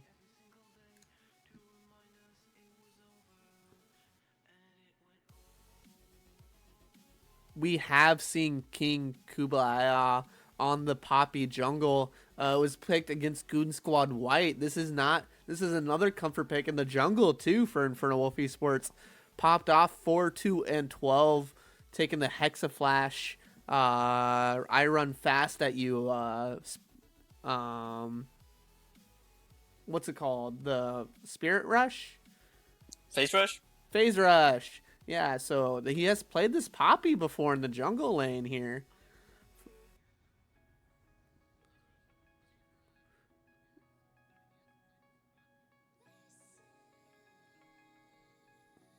So this Poppy isn't going to be a new pick, but this is a new pick with the Corki in the mid lane. So magnifying spotlight. That's it. Spotlight pick for this game will be this Corki. We'll see how it does.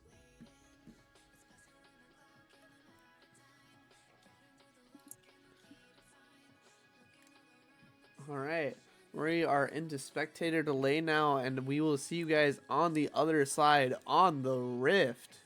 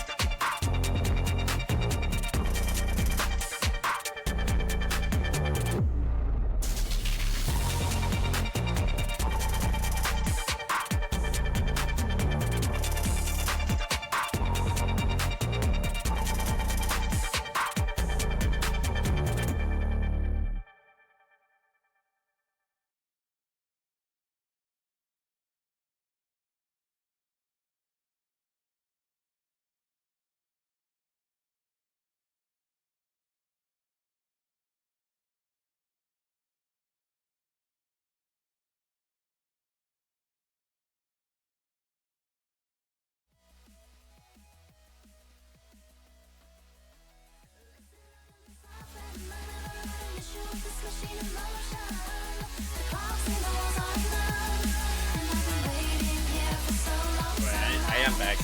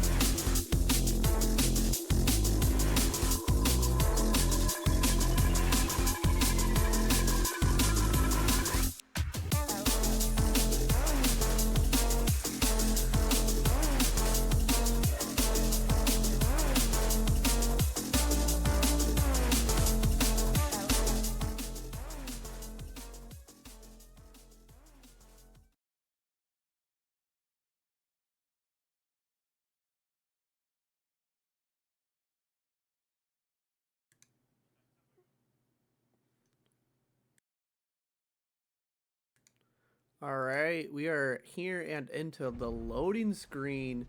I am into game. I am at 6 seconds. Where are you, Alan? I can pause whenever. Like I'm pretty ahead. You're pretty, dude. How did you log in so much faster than I did? So yeah, just let me know your timestamp and I'll catch up. I'll pause at 35. Just let me know when you're there and I'll resume.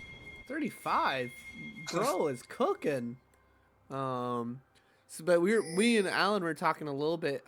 Shoot, I'm gonna fix this because this is gonna bug me, or completely throw the stream.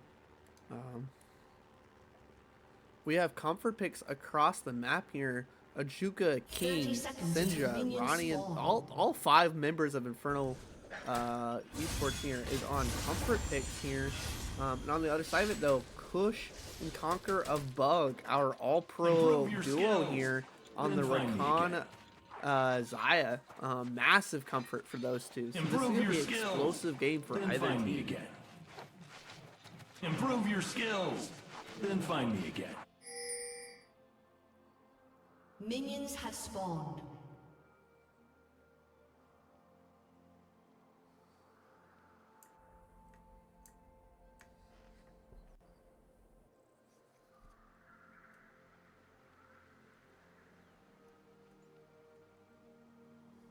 Oh shoot, I was supposed to tell you a timestamp. I'm at 125. Alright, let me know when you get to 130. I'm at 130. Okay. Are you at 130? Yeah. Right, 1, 2, 3, go. And look at that. Me and Alan are pros at this. Thank you, Alan. It's been such a lovely time. You've been an incredible co-caster. You've been helping me fill in the dots with all of the color casting here. Letting us know how matchups go and making predictions. Letting us know when InfernoWolf eSports surprised us. I appreciate you taking the time to be here with all of us. Thank you. So far, looking at the matchup, it looks like MZRY Balling was trying to get a tease on, like maybe especially with the Rakan like and Zaya both starting W combo. Does not seem like they were able to get it though. It might look like as a fake leech for red team, but if they pay really close attention, they would have noticed that Olaf wasted health and mana, being able to like with that information, gain the ability to track the Wukong's pattern. Yeah, we'll see. Senja might spot something out here, but it's just going to be a really shallow ward placed early here. We do have C-Dot placed the ward here, so if there was going to be a bot side gank, it's going to get spotted out. Do have some things coming down here. Big fight coming out in the top lane though. Anarchist really putting the DPS down. Ajuka down to 25% health. Has to pop the pot early at 2 minutes. First root coming through, followed up by the trap. Ronnie gonna get a really nice trade down here on Conquer of Bugs. But that bot time for Cool to arrive here, so they're gonna start the fight up. They'll see if they get the pick off to Conquer of Bugs. Flash away from the knockup. C-Dot is still alive. Ignite is down, but First Blood going over to Cruel. Amazing pathing from Wukong, like being able to avoid all the wards before they're being placed, and also like going through over walls just to be able to achieve this early gank that will slightly turn the matchup for the weaker laning phase, Zaya Rakan. Well, King and Sinja have arrived here. Everybody's down to about 50% health, so they really want to try to make something work here, but Ronnie is pushing this wave, and slowly we'll see. The wave is crashing. King being the one that takes the tower shots first, but he goes down, and they get the kill on a Conqueror, but Cook is here putting the DPS down. Sinja goes down also. Black Frost arrives with the TP. That is a kill going over to both the MZRY carries.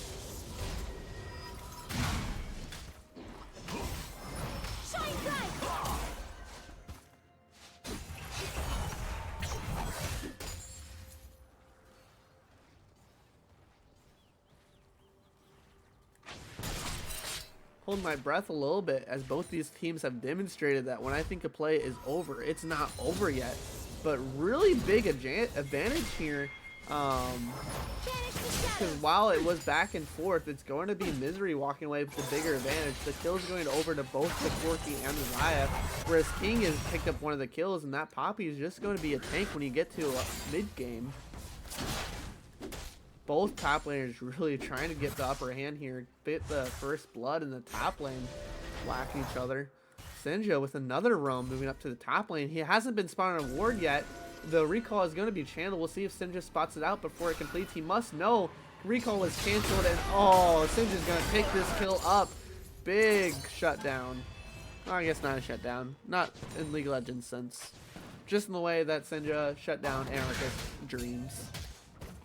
It did seem that Anarchist at the beginning of the lane had like a big health advantage, but with Ajuka's starting item of choice, Learning Shield, he was able to gain like a higher HP while like over time trading onto to Olaf, making this gank for Senja really easy.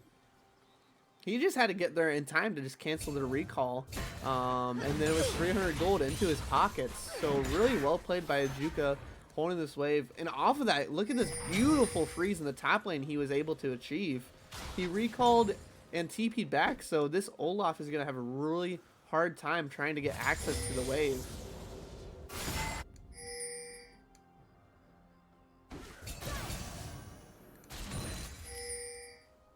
Currently, Wukong spotted on the ward, trying to get another gank onto the bot lane. Does not seem like he's going to be able to achieve much, though, being level 4. Oh, and level 6 first going over to Ajuka. King is here to gank too, but 6 just got, and there it is. Ultimate used to cancel the TDC, but he's not going to be able to drain ticket out. Ghost is popped, so Ajuka flashes forward for the last auto, and that's another kill onto this Olaf.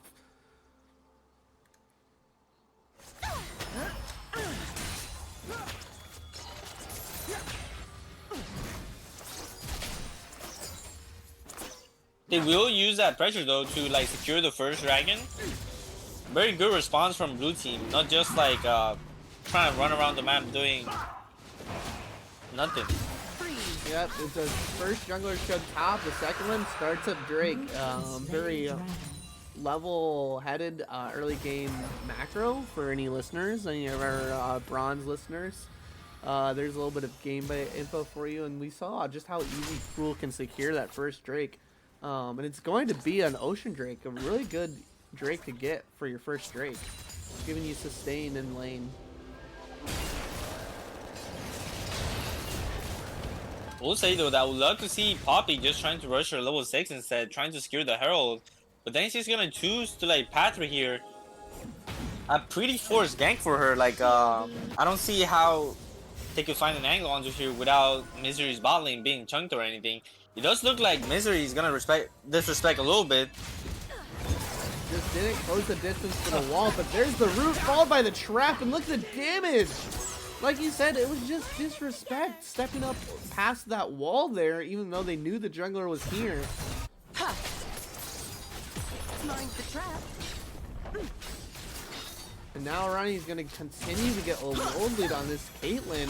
Gonna grab the first tower plate and start hitting the second. Cruel is here to try to help his carry, just make sure that he doesn't get dove.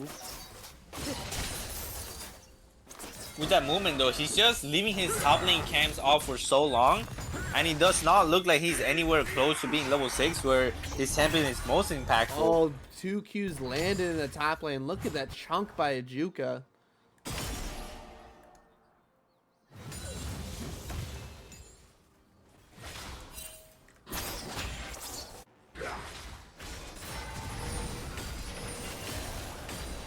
Watching Black Force just try to DPS down, and every time he just has the Kingslayer available to get his health bar back up. We'll see what King decides to do here. He's got the prio to start the Rift Herald. Both mid and top lane are pushed in. Looks like it's just going to be here to help Senja recall, and Conqueror Bug has started to move up. Doesn't have the 6 yet, so he's going to try to leech some XP off of this wave here to get prio on Rift Herald. Again, that's the main neutral objective left on the map for anybody to try to throw their hat in for it.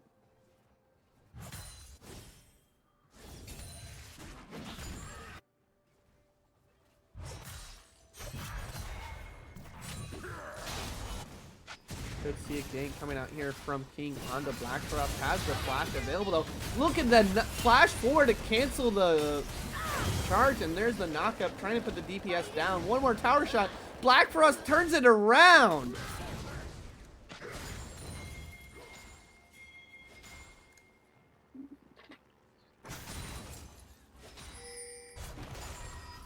You still here, Alan? Yeah. No worries. Want to just make sure. I'm going to take the second to double check Corky's abilities. No, just kidding. We have a fight breaking out in the top lane. Gank in the top lane, so Cruel is going to help get Anarchist out of this lane and punish Ajuka for stepping forward. And now in the bot lane, Rakan ultimate used as soon as it became available. And now the TPS coming down. Lux ult is going to go wide. Kush isn't falling down yet. Conqueror Bug wants the fight to keep going, but takes a crit. Going into the Ignite to stop the Ignite, but there's a trap underneath as soon as he arrives. Kush goes into the Xayah ultimate, trying to get the DPS down. Flash for the kill onto the Lux. Both ADCs have down. Caitlyn ultimate comes down. Double kill for Ronnie in bot lane.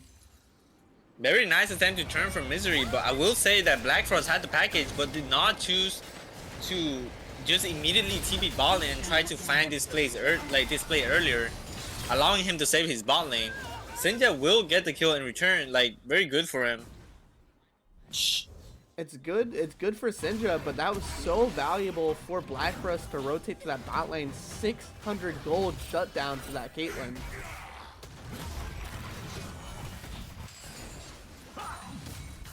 All in the meantime,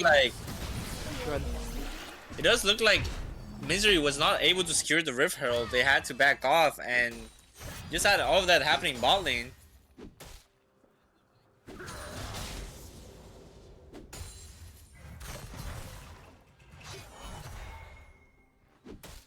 Yeah, we'll have to see. I think it's not so much about securing the Rift Herald. It's who are you going to give that advantage to when you drop this eye in a wave. Looks like it's going to be pretty insta-used here in the mid lane. Just trying to get the crash off, trying to get Pryos to this Drake. Drake spawns in 8 seconds. It's going to be Hex Tech. Sinja going down really low, though, there versus Black Frost in the mid lane. Ronnie, looking at the items, though, even though they drop Herald, Black Frost, with that huge shutdown that he got onto Ronnie, was able to finish his first item and just immediately, like you just mentioned, chunk Sinja and have the priority to, like, force them off the dragon. They're going to be rotating over here as 3, the bot lane for InfernoWolf eSports, going to start up the Drake with King. However, Black Frost, this is going to turn into a fight. We do have TP available for Ajuka, so this could become a 4v5, but we'll have to see if when he decides to channel the ultimate. Drake down to about half health, and now there it is, TP coming in from Ajuka, and all 4 members just split off. Smite secure for King. Ajuka's TP was enough to scare off MZRY.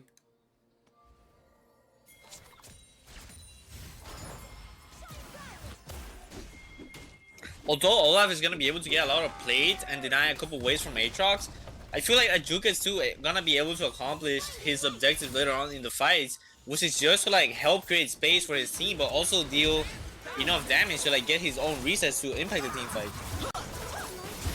And continue to keep diving in the bot lane, trying to get this Ronnie shut down. Doesn't find the kill onto the Caitlyn, but picks off the Lux. Monkey moment. Oh, they're gonna keep going. Flash forward into the ultimate. They're diving. Ronnie, you're not getting away from here. Kill goes over to Kush. Xayah is 4 and 2. Sinja Very is good here. change. Oh, I'm sorry, Silas I just wanted to point out the amazing chain of plays. First, by taking out the Lux, Caitlyn has to be all by herself in the turret, and then they just get her. Sinja here trying to force a play really hard, like wasting his Rakan ultimate, not accomplishing a bunch, but then now, with King Kublai being here, amazing dash cancel from the Poppy W, and then just really crucial. Sinja going in with the Rakan ultimate, got the Xayah all out, and oh, they're gonna find Cruel too. They go for the clone. No, we're not gonna be fooled. King gonna continue chasing him. We'll see if he gets out of this one alive. Trying to run away. There's the Poppy dash forward Q, and King grabs another one. They use so many resources. Rakan ultimate, Wukong ultimate, to kill off Ronnie, and now it's going to be InfernoWolf eSports turning that around between King and Sinja, grabbing themselves 2 more kills. Gold lead going over to InfernoWolf eSports, up 1K now.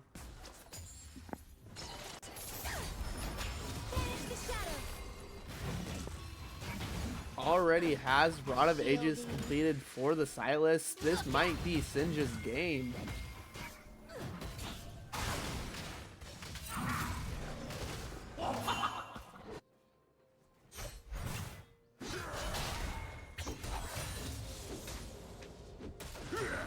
We'll see if any more resources get thrown to this top lane. We know how strong Ajuka's Aatrox can be. In the meantime, though, Black Frost stacking up the Monomera. We'll see how strong this Corki gets once he cracks this.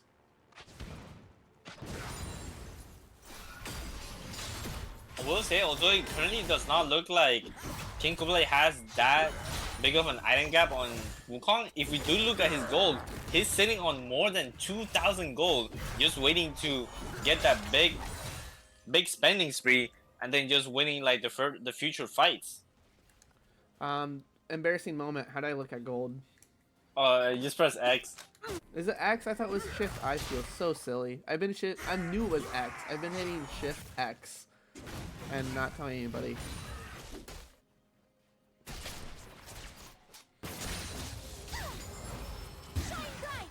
Alright, we're going to see another Kank coming in the bot lane. Cruel going to dash ward. Conqueror Bug going to try to help engage here, but doesn't have the Recon ultimate used yet. And caught underneath tower. Oh, the heal crucial. Tagged it off of Cruel. Conqueror Bug running away with 5% health.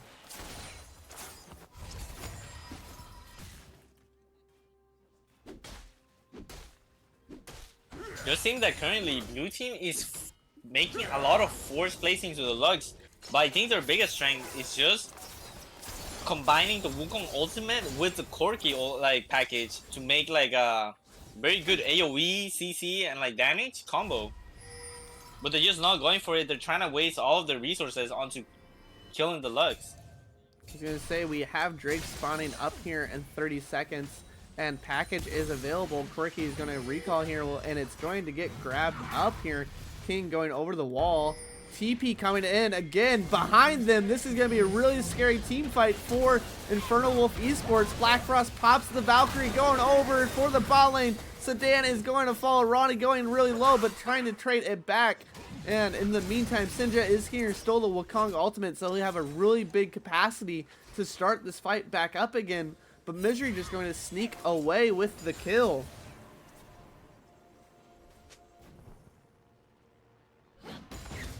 On the back end though, I wonder if Ajuka will go for something similar. Like, I think he's gonna try to get the wave right now, but then he might TP onto the fight. I wonder how Arnikis will respond to this. Will he show up to this fight to try to contest the dragon now that he got like a little bit of priority having gotten that turret off?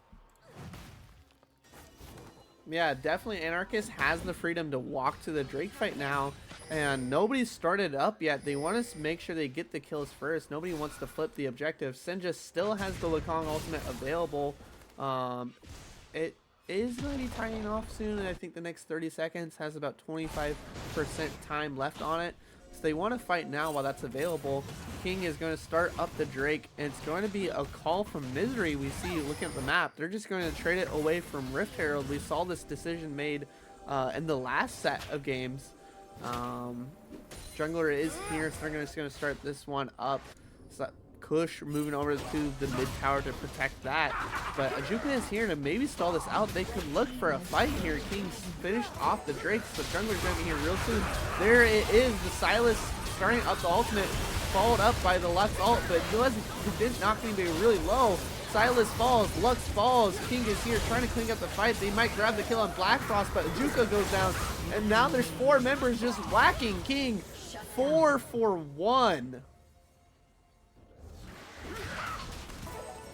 Although it might have looked good in Sinja's eye to go in with a Wukong ultimate, they are missing a big piece of their composition, which is Ronnie.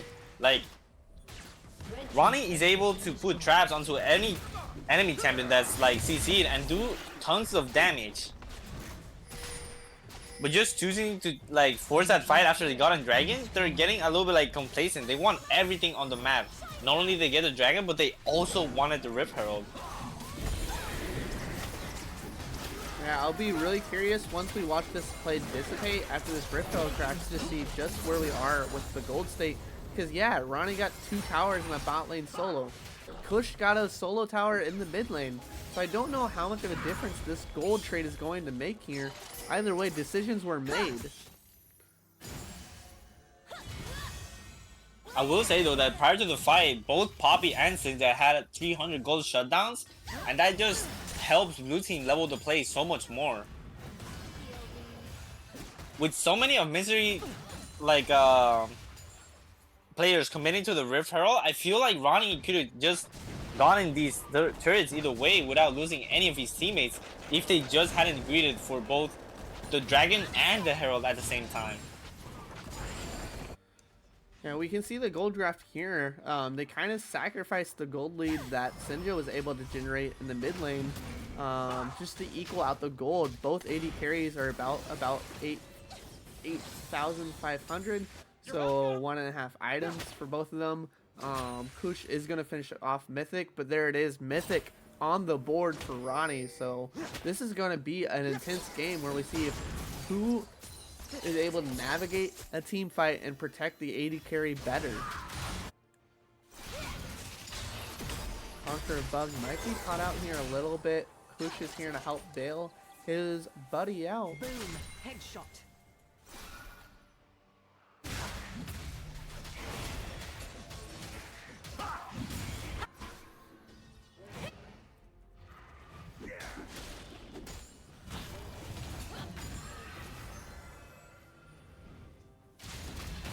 So at this point, you know, 20 minutes into a match, both teams having some Drakes. What would be your biggest goal, like as a coach? What would be you're telling your team to focus on here in the next couple of minutes? InfernoWolf is definitely looking in a little bit of a rough position. Like, even if they're able to get their Iron Spikes, MZRY is just gonna scale much better. Cleanse used by Kush though, he might be able to out DPS this. Ajuka TPing in. Black Frost is at full health on this Corki. Monomera is finished, so there's gonna be a lot of DPS here from MZRY here. Looks like they're just gonna sack the tower with where the health bar is low. Sorry, Poppy, your shield didn't crack it though. Syndra going in heavy. They traded away a little bit, but you just can't jump on that with the rest of InfernoWolf hovering over you. Sorry to interrupt, just Anarchist caught out there.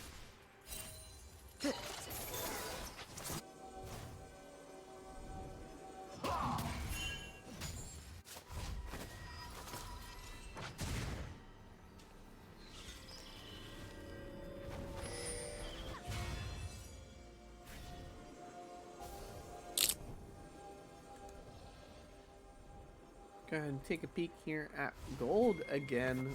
Still equal there in the ADC role here. Jungle, big jungle difference. The Poppy has been clearing waves so quickly. I'm gonna get a recall here and we'll see some MR coming out to help prevent this Poppy. King is going to be a big front line. Might be the difference maker in a front-to-back team fight. With Dragon spawning soon, we see Anarchist coming in immediately with his team, trying to fight for the walk-in into the river. We'll see if Inferno Esports can punish this, but it does not seem that they're going to commit enough players. Yeah, Senja's going to get tagged to the slow here, get knocked up by Conqueror of Bugs. So there is the Olaf ultimate pop just to get out. And on the backside of it, King trying to break around for the flank. They don't have him on vision. They don't know where this Poppy is. We'll see if Poppy can land the ultimate onto Kush. The team fight is over. However, Ajuka just kind of front lane. Ronnie is here for the team fight. Pull it back. NRAs might go down early again. There's King to secure the kill going on to Kush in the backside of it. Black Frost goes into ultimate to push Ronnie out of the fight. Drake is down to about half health. Sinja half health. Ajuka half health. Kush going to go down. No! Gets the last auto attack onto Ronnie. Ronnie is down and up to everybody else to clean up the fight. And Sedan is going to be the one who does it.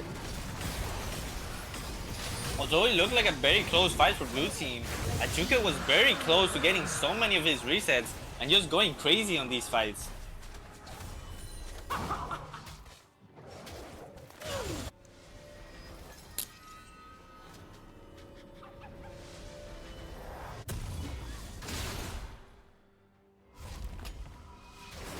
It's so spread out then, like mentally recuperating to spread out what happened. I think the biggest thing we saw was when King moved into the Dragon Pit, it pushed Kush up And we had a 1v1 from the AD carries. It just happened that Ajuka tagged Kush on the backside of it to help Ronnie win out on the 1v1 in between the AD carries.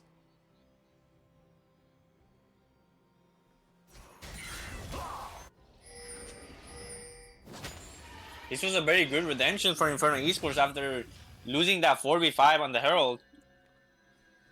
Another computer technical pause here.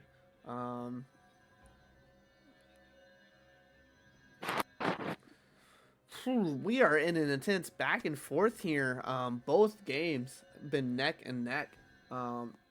Really, InfernoWolf Esports recovering mentally from the game 1 and ran over game 2 and now are up almost equal here. 2k gold up at a Drake against, or 2 Drakes. I can't count. 2 Drakes here against MZRY tonight. Current prediction, like, things are looking very good for Inferno Esports.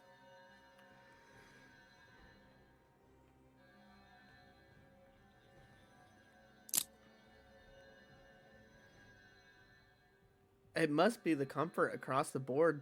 Again, in that last team fight, everybody playing extremely well. King Kublai getting that awesome flank on the bot side, not getting caught out by vision. Ajuka surviving, being the front line for the team. I'm back live. You back live? Yeah. Chat, you're back live. We're tuned in here. If anybody has missed out here, I see we jumped up in a bit of viewers. This is game 3. MZRY kind of had a bit of a stomp in game 1. Inferno got the gold lead in early, and then MZRY just out macroed them. But game 2, I'm going to pause again. Another fight breaks out. Anarchist just didn't get the Olaf ultimate pop soon enough here. And now Ajuka has joined, trying to just out DPS it. Olaf doing ridiculous damage, but still, Sindra grabs the kill. And nice cancel here by King. He might grab the kill on a Conqueror. Going in deep, gets ignited though, so he's not going to be healing from Radiant Virtue. And there's the Kate ultimate to finish it off. 2 picks here for InfernoWolf Esports. We're going to see what they get out of this. What do you grab as your trophy? Definitely think it should be like a free Baron, and we'll see if Wukong is going to try to go for a steal. Yep, they established visions. They would know Wukong if they're coming, and Ronnie putting up the traps. This is going to be Baron buff on the table. None of MZRY is moving over. It looks like they're going to try to collapse on Sindra. They're going to grab the Blast Plant, but he grabbed the Wukong. We'll see if he tries to turn this around. Black Frost has arrived. Again, all of this is happening while Baron buff is going down. So yes, you're not going to kill Sindra. Baron buff went over to his team, though. It does mean, though, that they're not going to be able to use the first minute of the assets effectively with Sindra dead. It gives MZRY like some time to defend a little bit, push some lanes with Sindra being dead. Buy some time for that Baron buff to dial down. And the biggest thing is they're forced to now do a 2-3 or a 1-4. They can't do 1-3-1 like this comp would want to do with the Silas. Oh, Hexaflash forward trying to catch out Conquer a bug again.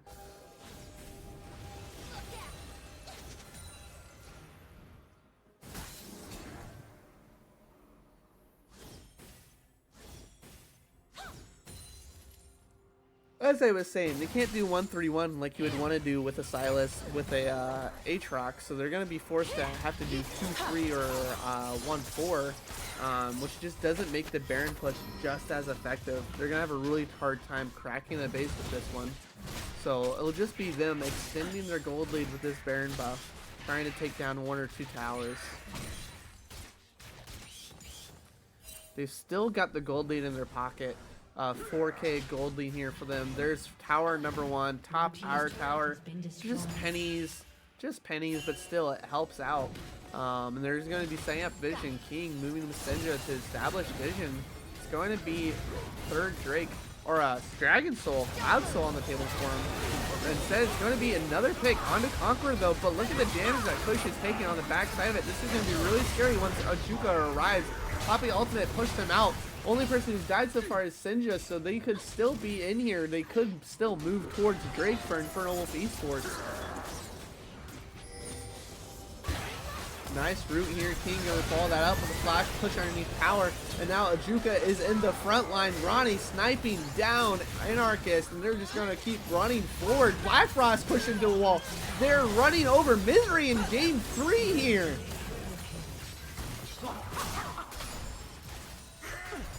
Amazing 45. Although it did look promising for MZRY, they did have a lot of their ultimates down, trying to kill Cynthia earlier. And this is just gonna allow Inferno eSports to like get a pretty clean setup for the Dragon coming up, with all of MZRY's players being down currently. Yeah, they wanted to move. MZRY wanted to move forward, getting the pick onto Sinja, but they just disrespected the vision control. We can look here right now. They have one ward there around the river. So when InfernoWolf Sports was pushed back, they moved into a bush. Sedan ran the route, followed by the tackle from Poppy, and they bursted down 2 members just for moving into vision.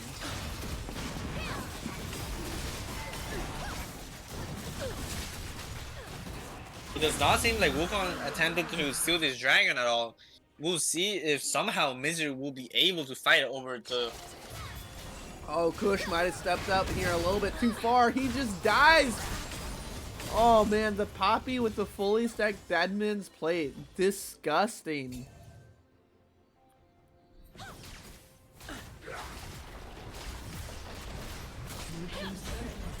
The only wave clear MZRY has is gonna be the Corki. We'll see if they're able to try to get an end right here with Bonnie World just trying to hit the turrets.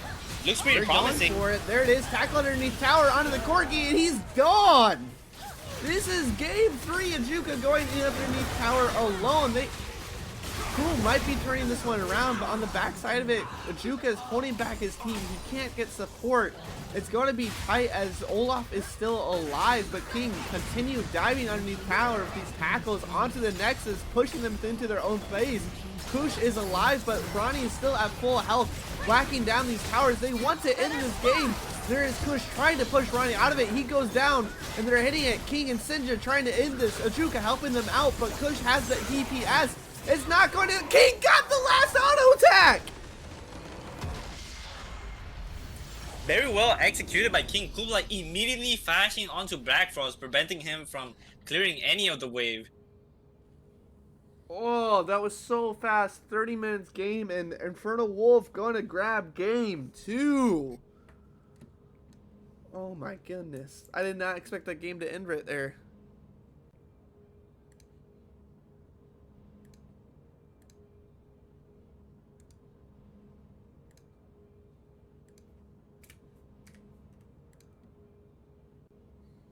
Alright, let's get this rolling. Ugh, keep it going. Keep the hype running.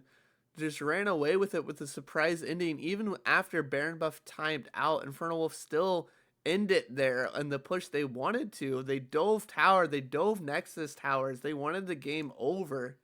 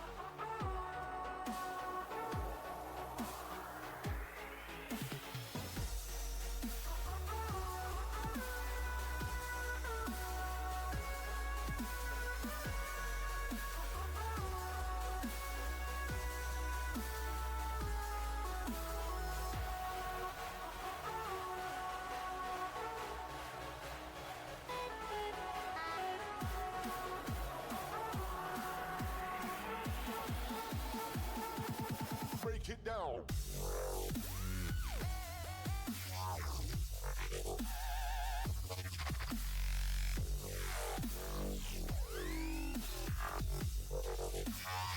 be nice to see like him pull up the Lux again and just like do really good on it. They're gonna opt for Ronnie's best ADC pick, the Caitlyn. MZRY apparently not very scared of it.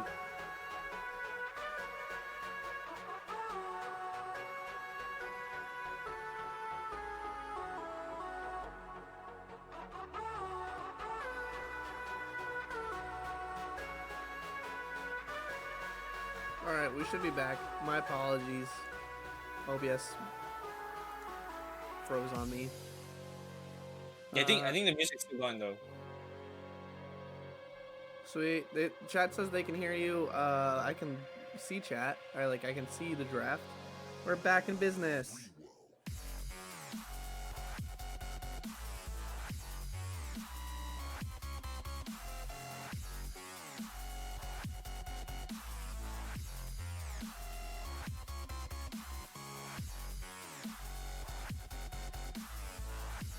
Inferno eSports choosing to go with the Vi, a very successful pick on game 2 that let them get shutdowns and win.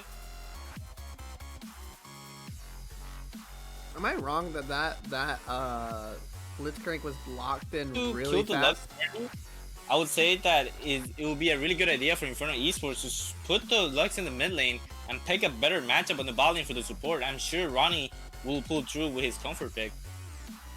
Yeah, it's the same flex pick they could have done in game 2 that worked so well. Syndra can pilot that Lux proficiently. These second round bans have me rolling. It is almost the exact same bans every single game. The only difference that we see is like from game 1 to all these games is that they were banning Jax instead of Ornn, but after seeing MZRY's Ornn, they just don't want to let it through. So. Although I want to believe that this is going to be a Maokai jungle, I don't want to dismiss the possibility that they might shift it up top lane. Yeah, it's a great flex pick that gives you options.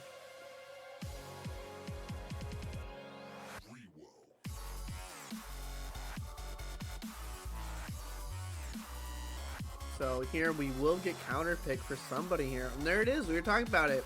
They don't have to put the Lux in the support role. Syndra is going to be getting Lux again. And Braum locked in for Seadotten. Direct counter to try to block the Misfortune R.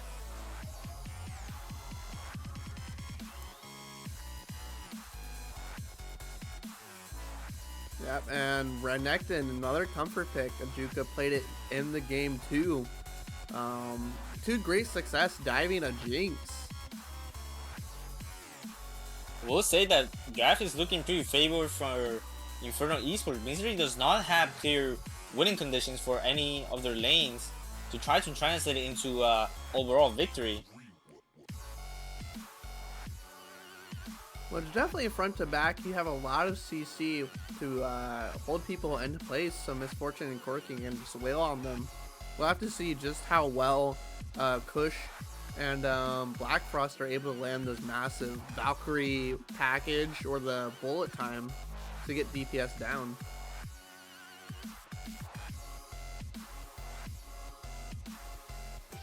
But Syndra's I do find the Mordekaiser... I'm sorry. I was gonna say that I do find the Mordekaiser interesting. It might be a way to try to protect his backline from the Vi diving in.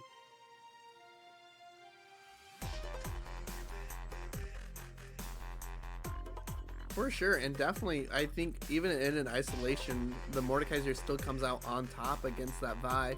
The Renekton would definitely scare me in the Shadow Realm. Hey, Brodicus, you gotta hop down. Do what? The spectator? Oh, shoot. I thought I did.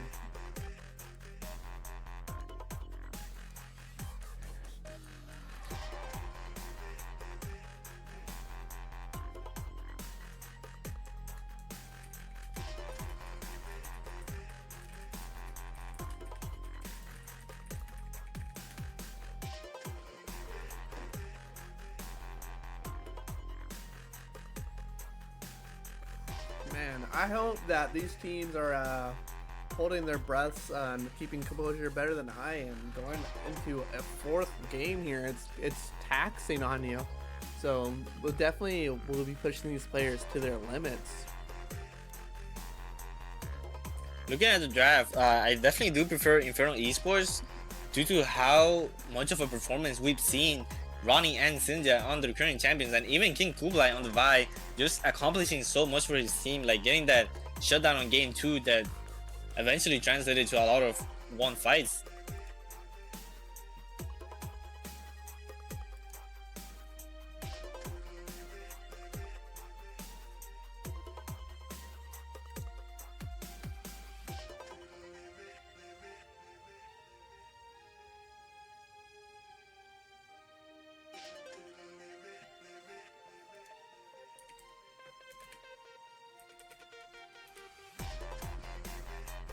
I feel like every time we've said draft gap, we are just proven wrong.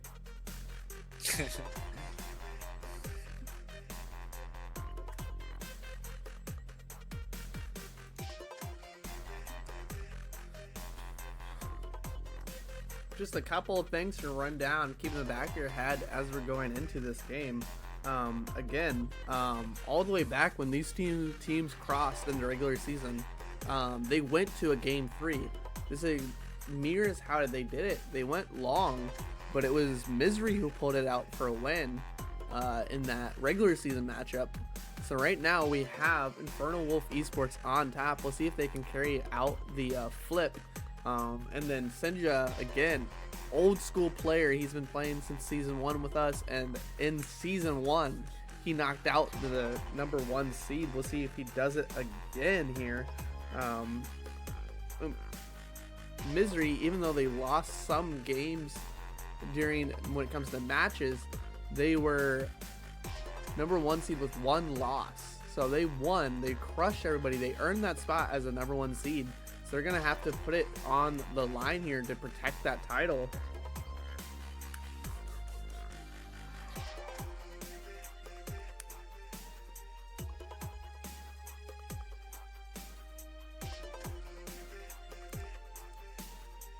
Alan, you have any more thoughts before I throw it to a spectator delay?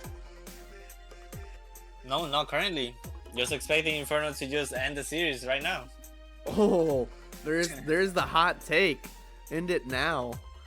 Well, the way that King plays Vi, it's definitely gonna go fast.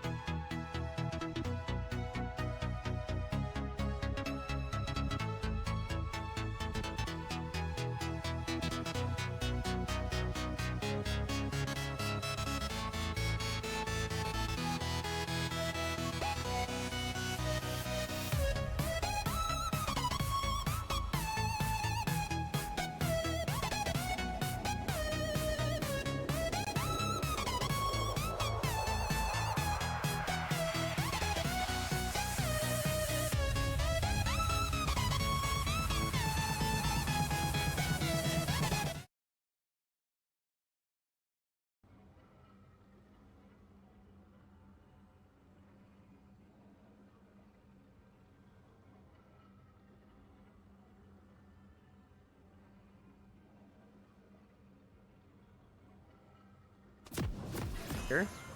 Alright, we had a pause for the bathroom for all the players here. Going into a game 4. Best of 5s are going long. So this game will definitely show who's got some mental fortitude here.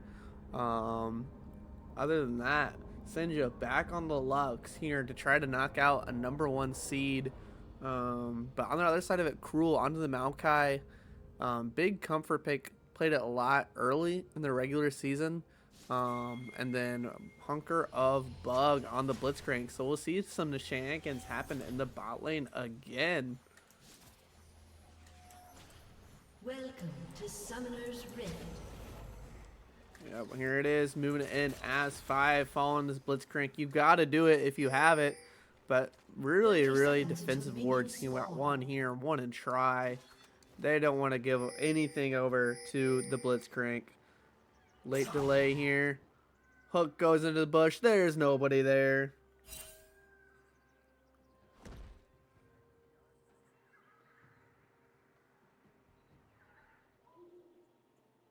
Everybody calling it off. Looks like they might be checking the top brushes, make sure they don't get counter invaded. But what champion do you have a spotlight on this game to make a difference, to kind of pull it in for their team?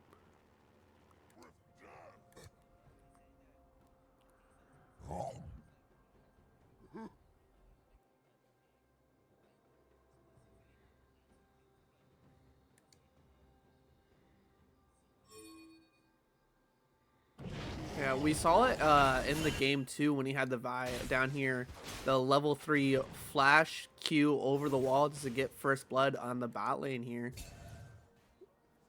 We'll see if we have something similar happen when he starts to path down. He did start blue, so he's going to be pathing down here.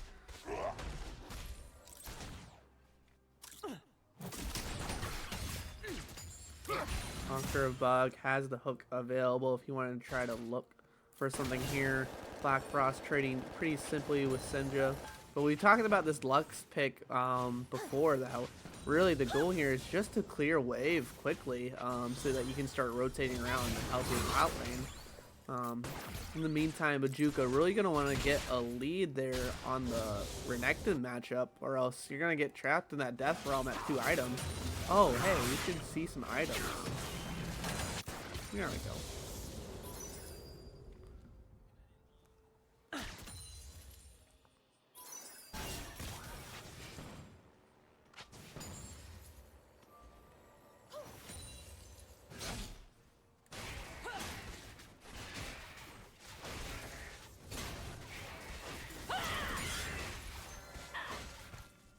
Yeah, it's a very defensive build, but must just mean that Cruel is going to be playing for team fights more than he's playing for picks. We're going to see the first gank come out here. Conquer of Bug could look for a pull here. They might be aware that jungler's here. We'll see. I don't think it was shown too obviously here. Already backing off here. Senja moving down for a ward. Ping coming down. Might get spotted out here. There it is. So they'll know where the Maokai is, but they don't know where the Vi is. And Ronnie's Sidaten moving up, going to be helping contest this Scuttle Crab with King.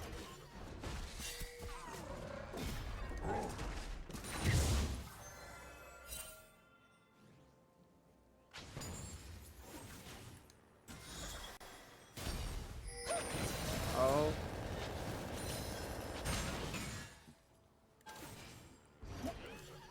He definitely wants to. He has the level advantage here, so looks like Cruel is just going to respect it and back off, giving away the Scuttle Crab.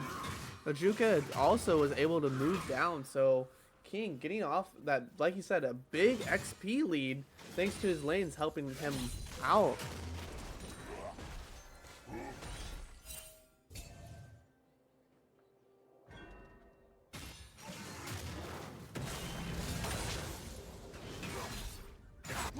And look at this King just following Cruel everywhere.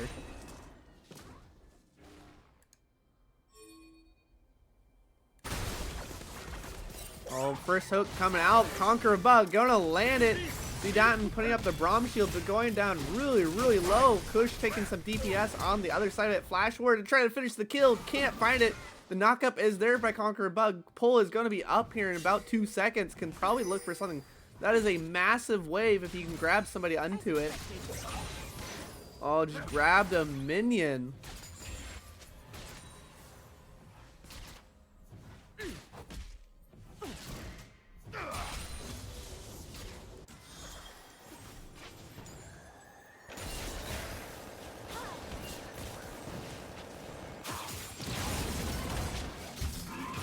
Oh, Juka just barely not getting pulled underneath tower. Actually, a nice slice through, so he doesn't get hit with the isolated Q damage. A nice, well-played trade there. Not so fast.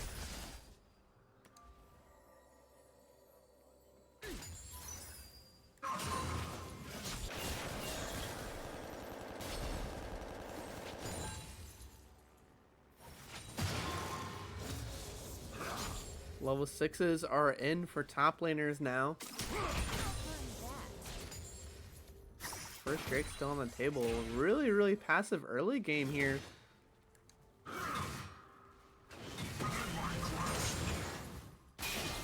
Which comp does this benefit that this has been a slow early game?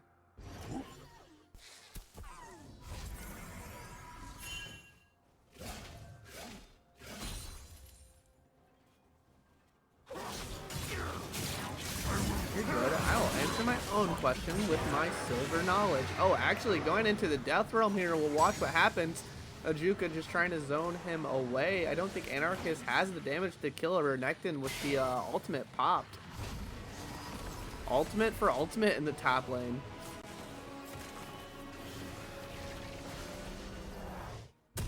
Bro. I'm so sorry, broski. It's all good. Yeah, Discord was muted. Somebody should fire this production person. Somebody else get on OBS. Aaron, say hi to everybody. I said Aaron Allen. Woo. When I said it takes mental fortitude to do 4 games, I was talking about myself.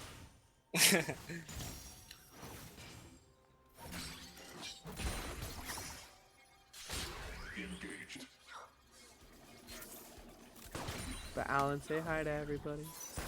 Hello. You're not muted anymore. Yeah. With Anarchist recalling later and TPing later, it seems like Ajuka is gonna be able to get his CP first. It could be very valuable on for the next dragon fight.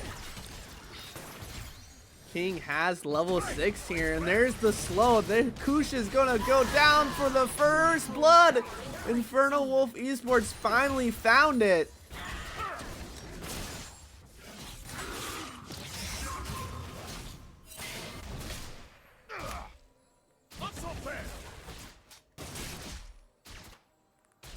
Very good presence from King Kublai. Oh, just under like bug pull under tower. Blitzcrank is going to get a solo kill.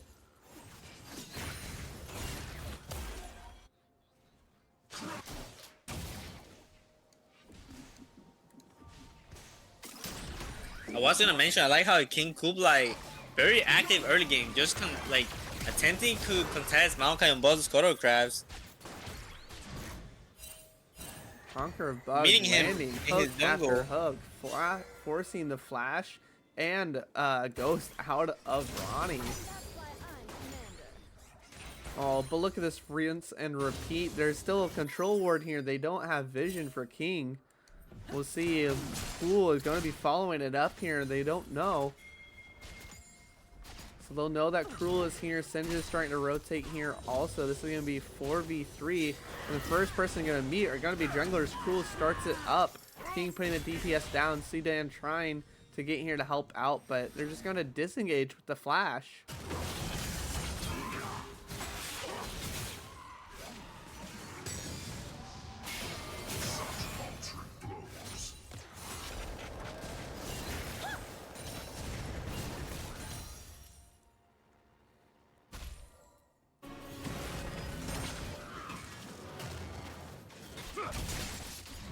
I know you said it to me. Maybe the fans didn't hear it. But you talked about how you wanted to see this Vi play proactively in the early levels. Do you feel like that was successful here, grabbing the assist in bot lane? Yeah, most definitely. Like just being able to reach level 6 first is like a big moment for Vi over the Maokai.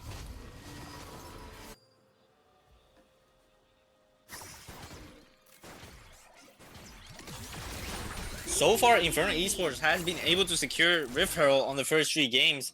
I wonder if that's also gonna be the case in this game. It does not seem like MZRY They're gonna are make very that aggressive happen. about their Rift Herald.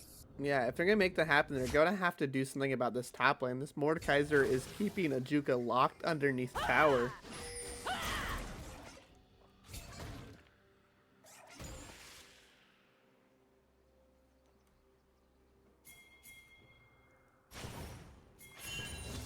Well, we might see the first ultimate come out here from Maokai. He is going to find out now that he is on a ward. Conqueror bug, flash forward. Hook doesn't land. What a sidestep by Sinja.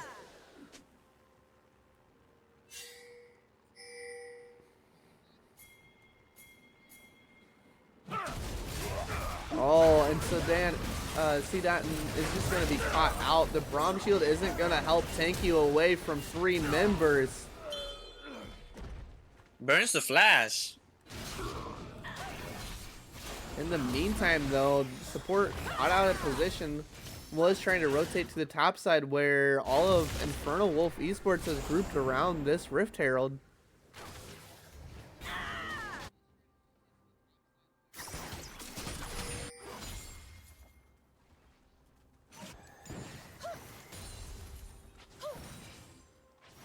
Even with the extra kill they have gotten, InfernoWolf eSports coming out to a very small gold lead here, walking between about 701k. Pretty significant for the first 10 minutes of a match. Where is that gold? Oh, big trade in the top lane. Gold difference is just a little bit in top lane, a little bit in bot lane. The tower playing has helped get Kush back into Realm, back in the game against this Caitlyn despite losing the kill early.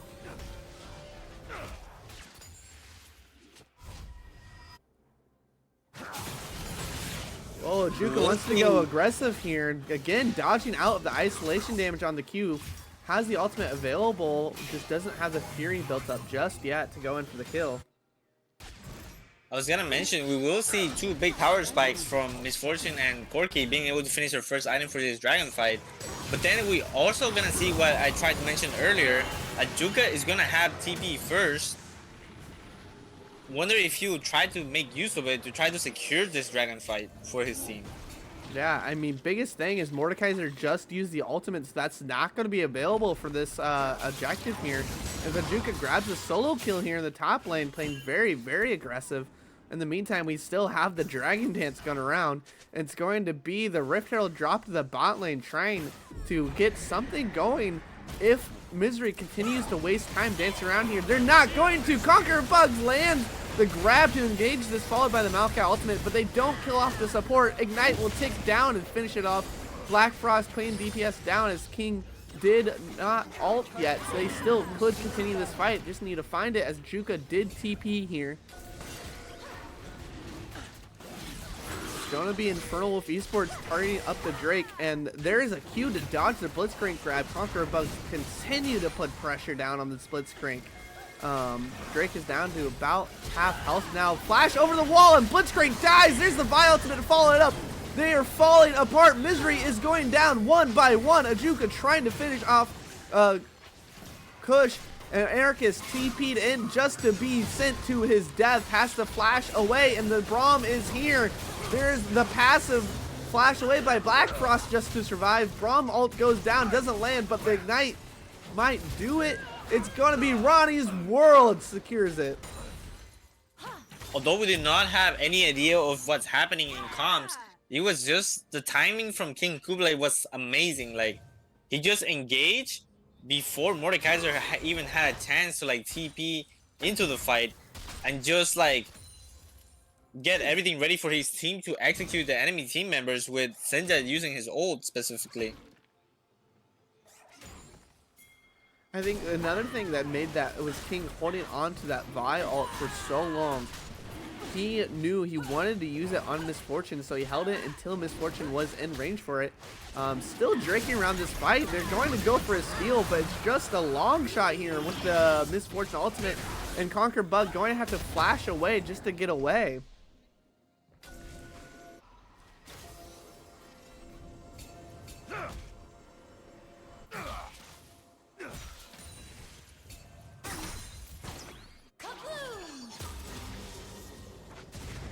I'm just not gonna comment on that Lux ult. It's ridiculous. Let's see. 34-second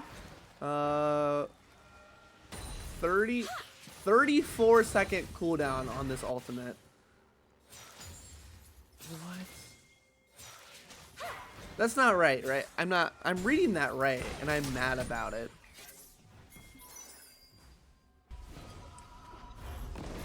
Oh, Maokai ultimate flash forward. Senja's going to be rooted up here. He's going to flash away of his own, though. They're going to go underneath tower, trying to secure it. Black Frost can't find the last rocket, though.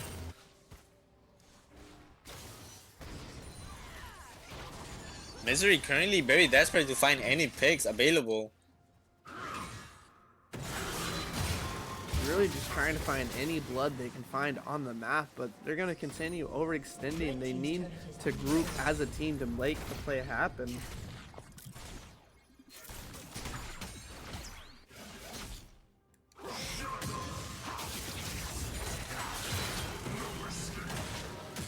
I find it so interesting. Go ahead.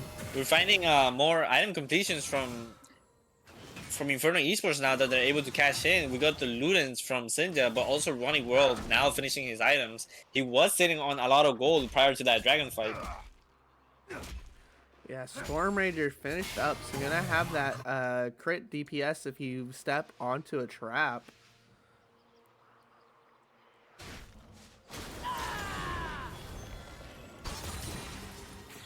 Just perma pushing this wave kind of works out for the Corki. Because you just want to farm out, but it leaves you unavailable while this Lux moves around the map freely.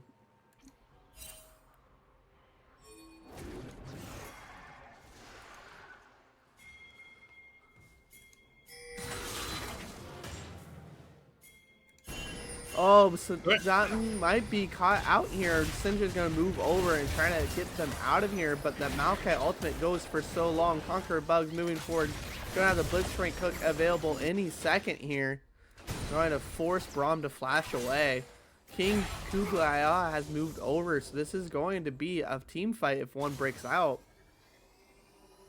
Instead, going to turn their eyesights on the Rift Herald. You were talking about this earlier. InfernoWolf eSports just seems to love Rift Herald. Although that is the case, MZRY is not able to get anything in return.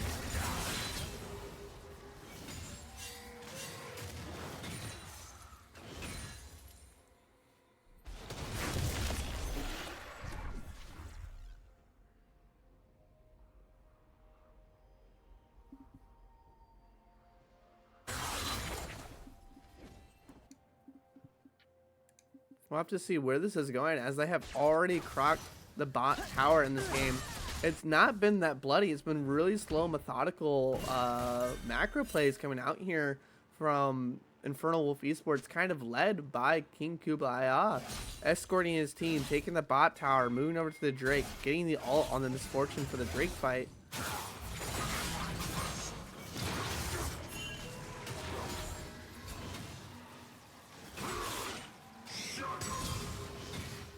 Game continues to be in that person's pocket. He's Rift Herald into his pocket. Anarchist might be finding a solo here on the top lane, just forcing. There it is, though. Solo kill. Kush just killed underneath his own tower.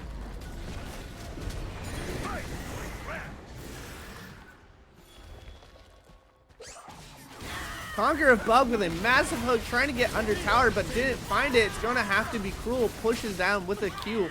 So King Kublai has to run away with low health, and now Black Frost is here, going to grab one kill. TP coming in from Antichrist to try to find another one.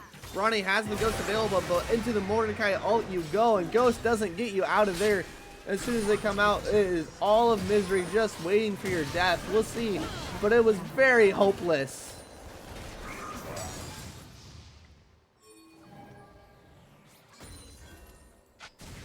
With 10 seconds on the dragon spawning, I wonder if Sinja will be able to find any picks right here. Definitely has like a good amount of damage at this point in the game. Even with finding a pick though, that was a great flip to put this game back to life. Conquer above, breathing life into their team.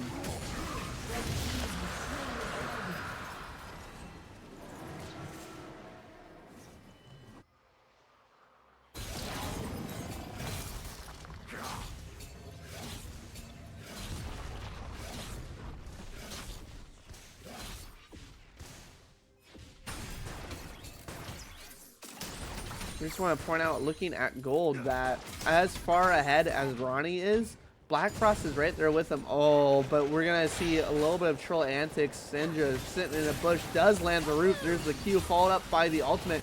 Auto attack doesn't find the burst damage to kill the Corki though. And this Corki at 5-1 has as much gold as Ronnie. It's been a very quiet game, but Corki has been scaling up.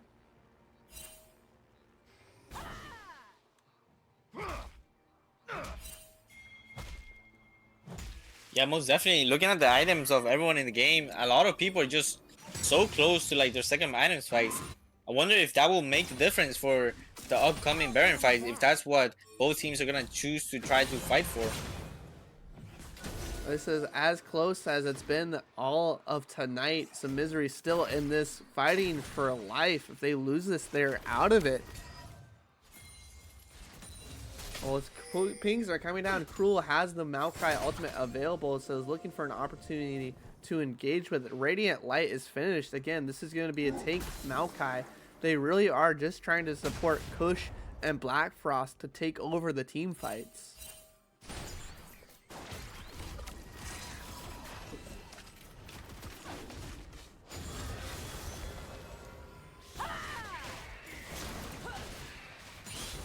InfernoWolf knows that if they win this game, they are set to go into semifinals.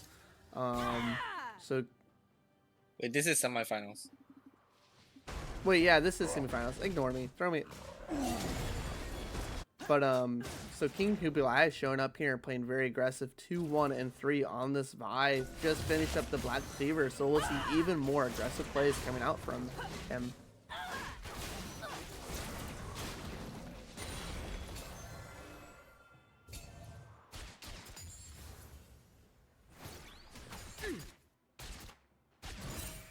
From Inferno's perspective, it doesn't look like it's gonna be that hard of a task to just focus everything onto Black Frost and then slowly move their focus towards the other members of MZRY. King did it on Poppy. We'll see if he can do it on Vi, just diving that Blitzcrank. But it's going to be Cruel actually deciding to start up this next fight. Running World hovering around the wall. The Anarchist is here to close the distance. Vi goes in deep, but it's 3-1. Can Kush survive this? Yes, the Ignite is down, but there is a snipe. Sinja doesn't have the DPS yet to survive it. Anarchist, again, going into the realm. Ronnie's World does survive it this time. Mord's World is Ronnie's World. Ghost is popped, and they're going to be backing off. We'll see them moving up. They might have wanted to do Baron buff, but Jungler isn't alive to help them.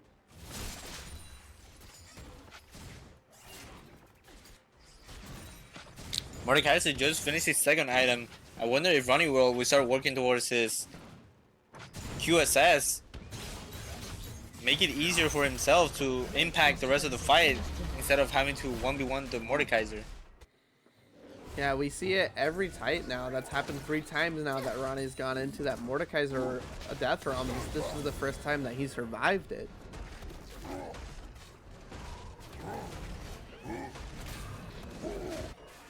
We'll see at very early pickup from Sinja getting the elixir.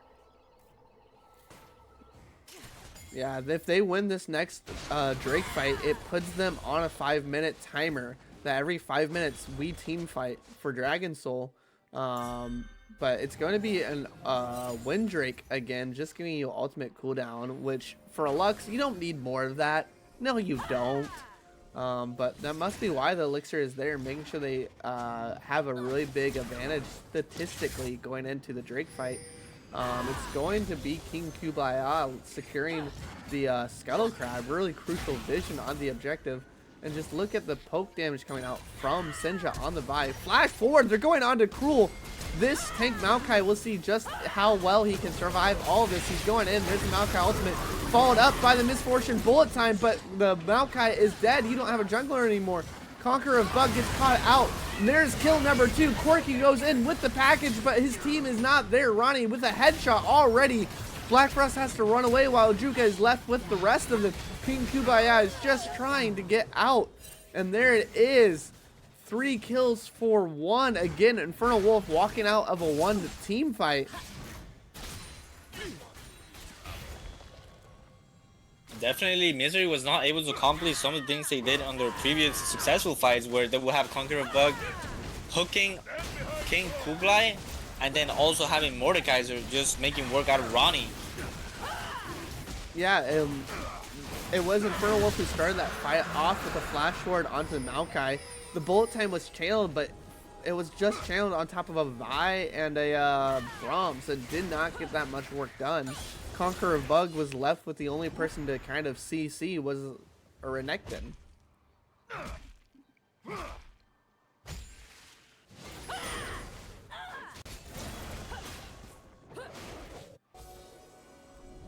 Two, 1, and 5. Gore Drinker, Spear of Sojin, build finish for Juka.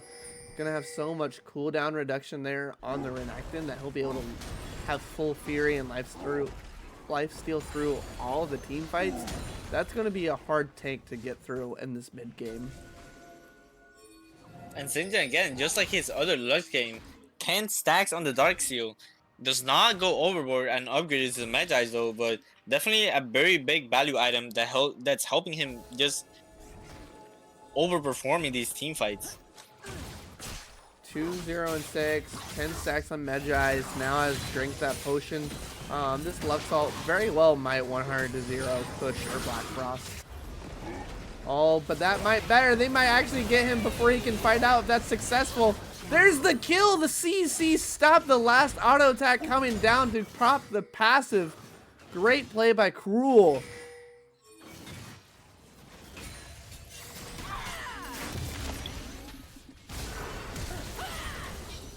But look at this. King is diving underneath an inhibitor tower and actually finds the kill on Kush as he was left all alone. And they're hitting an inhibitor tower right now at 27 minutes. This game could be ending as fast as the other one. King is trying to speedrun this. He's ready to be into finals.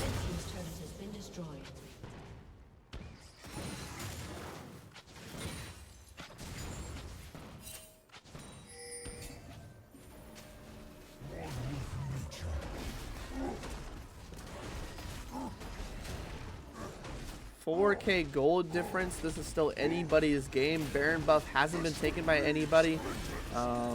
Just really impressive feat by InfernoWolf eSports to crack the base open even without a Baron buff here. So we'll have to see what adjustment MZRY makes. I want to see the Maokai and the Blitzcrank team up with this Corky. Now has Ravenous Hydra built, so that will be your DPS here. Great Conquer of Bug. Look what they did. Grabbing the Scuttle Crab, stealing it away from King Kublai. That is a start to flipping this game back into your favor.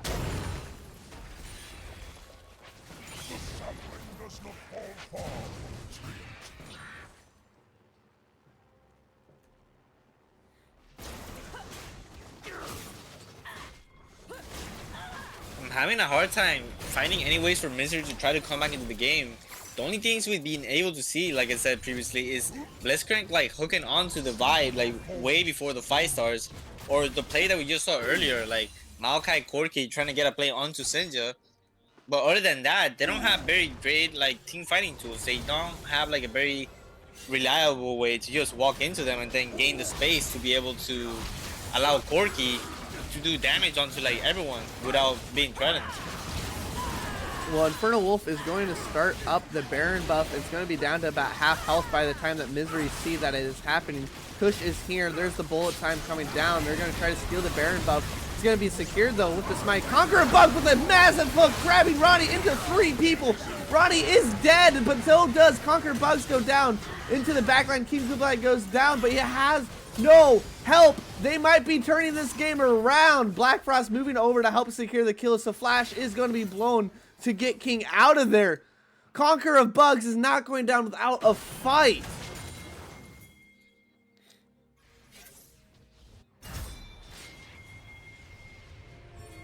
They still are trying to catch Kublai. Has the Baron buff recall here, but there is the Lux ultimate. They might be turning this one around. Ajuka TP'd in here in the top lane. Black Frost trying to find the DPS, but with minions here to block the bullets, but King Kublai doesn't land the hook. This is so back and forth. Ajuka, big lifesteal, going in deep now. Front line is no longer here. Nobody has there to stand in front of Black Frost. The Corky does finally go down. Cruel is going to go down. It just takes so long. It feels so bad. Great flip back into the favor of InfernoWolf eSports. Ajuka TPing in the massive Renekton, finally helping get King out of there. King did finally go down in the end, but it's going to be enough that he traded his life away for an inhibitor.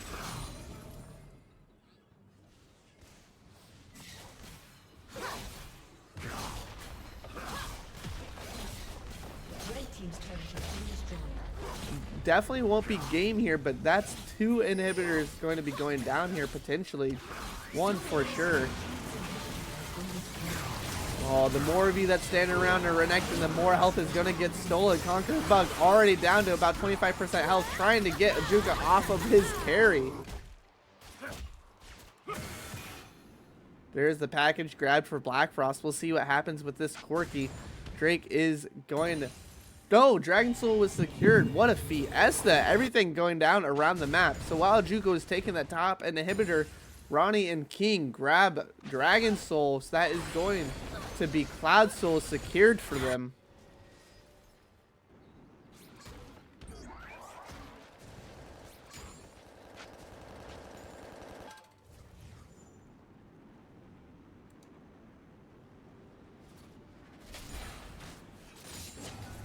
I said before, MZRY isn't out of this, but the feat it would take to flip this game back around keeps becoming more and more less likely.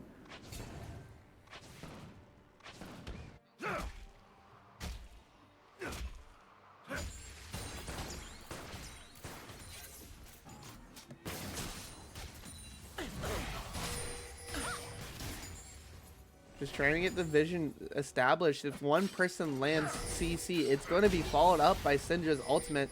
Again, 10 stacks on that Medjai's. This ultimate will knock you down to half health alone. So you need to be really, really cautious to not get caught out with some CC. King on the flank, looking here to charge up the Q, getting ult. And Arceus playing really well to frontline for the team, so these minions can be cleared out. Conquer again, just seeking that grab. They have been successfully doing it this game, grabbing Ronnie on multiple occasions to pull them out of the fight.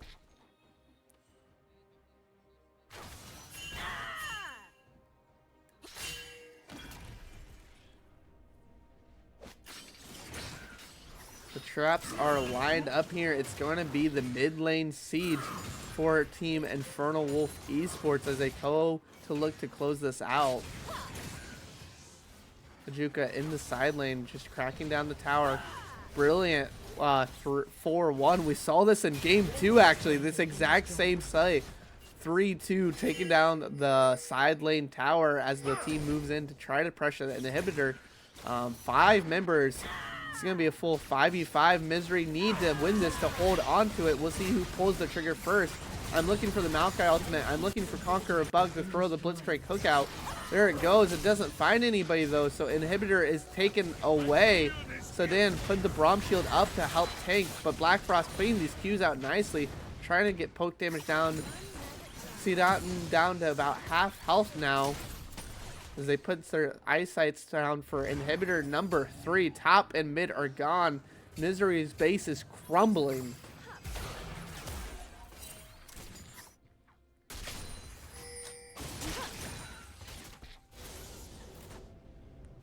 still don't have. No, any- eSports definitely taking it slow. Like they got top and mid inhibitor, and now they're gonna go for the bot lane inhibitor. Just securing the win. Like if they do want to wait for the Baron, they could, but it just seems like they're just gonna win the team fight. If it's going to be it, it's going to be now. Senja popped the ultimate and didn't find any targets with it. And there's the Vi ult diving deep. Didn't find a kill on Black Frost. He's away. But Ajuka is so big in the back line. Kush didn't go down. The flash away. He got the ignite. Sedon finishes the kill. Carries are gone. Ronnie's still alive. This is going to be game. Red team's inhibitor has been destroyed.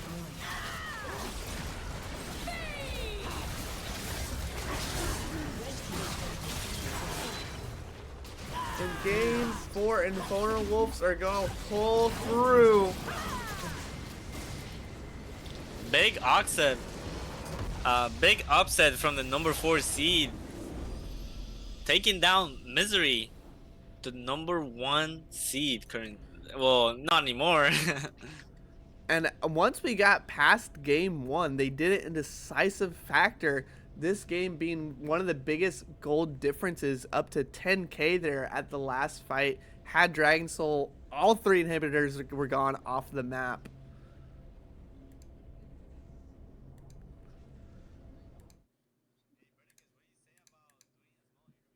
Oh, I would love, but I want to give them a second to cheer themselves on. They deserve that win that pushes them forwards. It's going to be InfernoWolf eSports versus Infernia in our finals matchup here that bought them the ticket into it.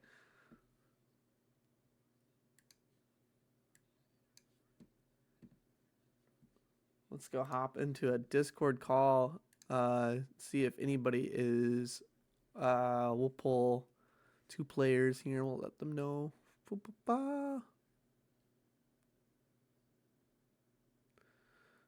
This is where I struggle to navigate Discord.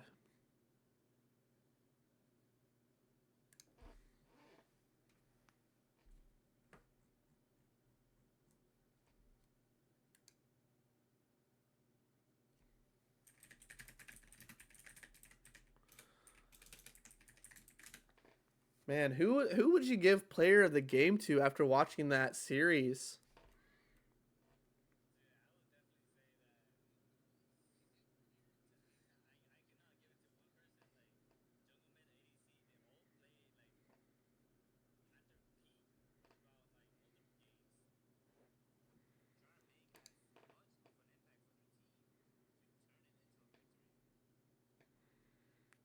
Man, I credit where credit is due though. King definitely set the tempo for both the last 2 games, pushing it to the point that game 4 they won even without taking Baron, or game 3 won even without taking a Baron buff.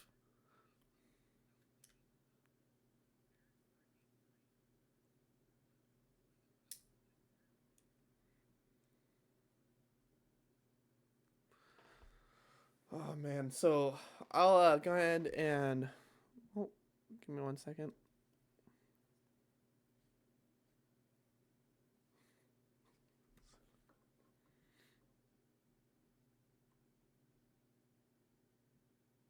There you go. We got Senja in here, team captain for Team InfernoWolf eSports, and we got the top laner Ajuka. You guys just bought your ticket into finals.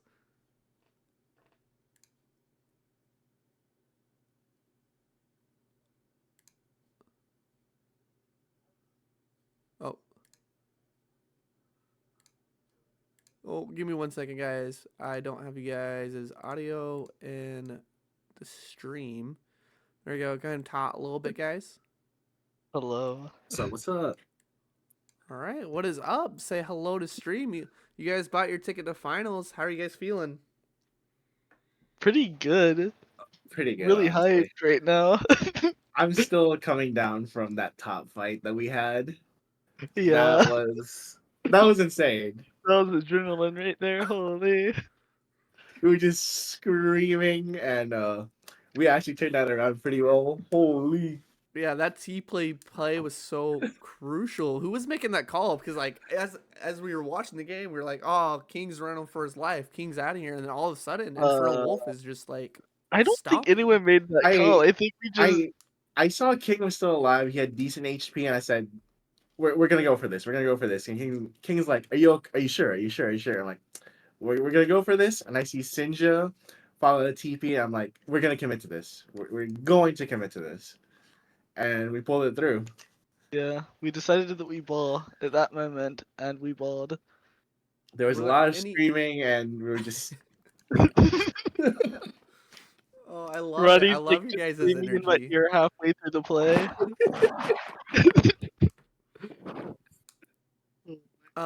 What were some of the draft decisions you guys made? I mean, like the big Lux flex to the mid lane. Was that prepared or is that just in the moment? The Lux, okay, I was told to practice Lux mid to flex it with the support. But the LeBlanc thing is something we haven't practiced before. It was just I didn't want to play against the Vex. I mean, the Vex kind of started to run away with that game. I think at one point being up like 4-1 or something like that. So Calculated. credit where credit is due. You made the right call to not want to play against that. Um, awesome. And then who'd Question you for got? Senja. What's up? Oh, I have a question for Senja. Like, how do you feel after game one? Like, not doing so great in lane, going like at a certain point, like 0-4, and then totally flipping that game two, just like popping off on the Lux. Uh, Kinda just knew it would happen. I'm not gonna lie. When you just start pressing R on people and deleting them, that you tend to get fed. Yeah, I, in game 4, you made a decision to buy a what is it, sorcerer's elixir? What was going on there? That was just me. I didn't have any like gold for like an actual item. I just wanted as much damage as I could for the fight. Awesome. And then, um, what do you guys think going into finals? What do you think about your rival Infernia eSports? How are you feeling knowing that you're going to be going into that matchup? For the big dub, winning the entire bracket. Uh, I think Inferni is a really, really good team, and it's gonna be a game, honestly. it's gonna be a banger, a 5 series banger, or a 5 game series. Well, you Uh, guys definitely gave us a banger tonight. I was curious who you guys would want to kind of nominate as a like series MVP. Whether it's ooh, I yourself or like one of your say, teammates. Like, who do you think had the biggest impact in tonight's matches? I'll let you go first on that one. I have to go to King, honestly. Yeah, I was gonna say I feel like it's just King. Games 2 through 4, that was all him, honest. Well, like everyone else too, but like he was making the right calls and just committing to plays. So Yeah, gotta give credit where it's due. like him staying alive in game 4 at top was just crucial, honestly. I love that we keep going back to that top matchup. That really is where like um it was the biggest like moment that you something could go horribly wrong. But Ajuka, are you comfortable on the Renekton? We haven't seen you on the Renekton much. We know you as an Aatrox player. Um, what Um, what were your thoughts piloting that champion? I like playing stuff that can be blinded easily, so that's why like I default to like Aatrox and Renekton to a certain extent, but I don't think I've been able to play it much in this league. So it's kind of just in my back pocket if I really needed it to. So I think he does pretty well all around, and it's not like he'll lose super hard and not be useful. Like he'll be a meat shield or just a stun bot. So I think he's a good all around pick. Well, it was a good enough pick to secure the win tonight. Alan, you have any more questions? No, not at all. Amazing series from Inferno Esports from all the players. Yeah, Thank you you. all Thank deserved the dub tonight. Definitely had some mental fortitude to play 4 games and come out in such a confident fashion during the game 4 to take it home.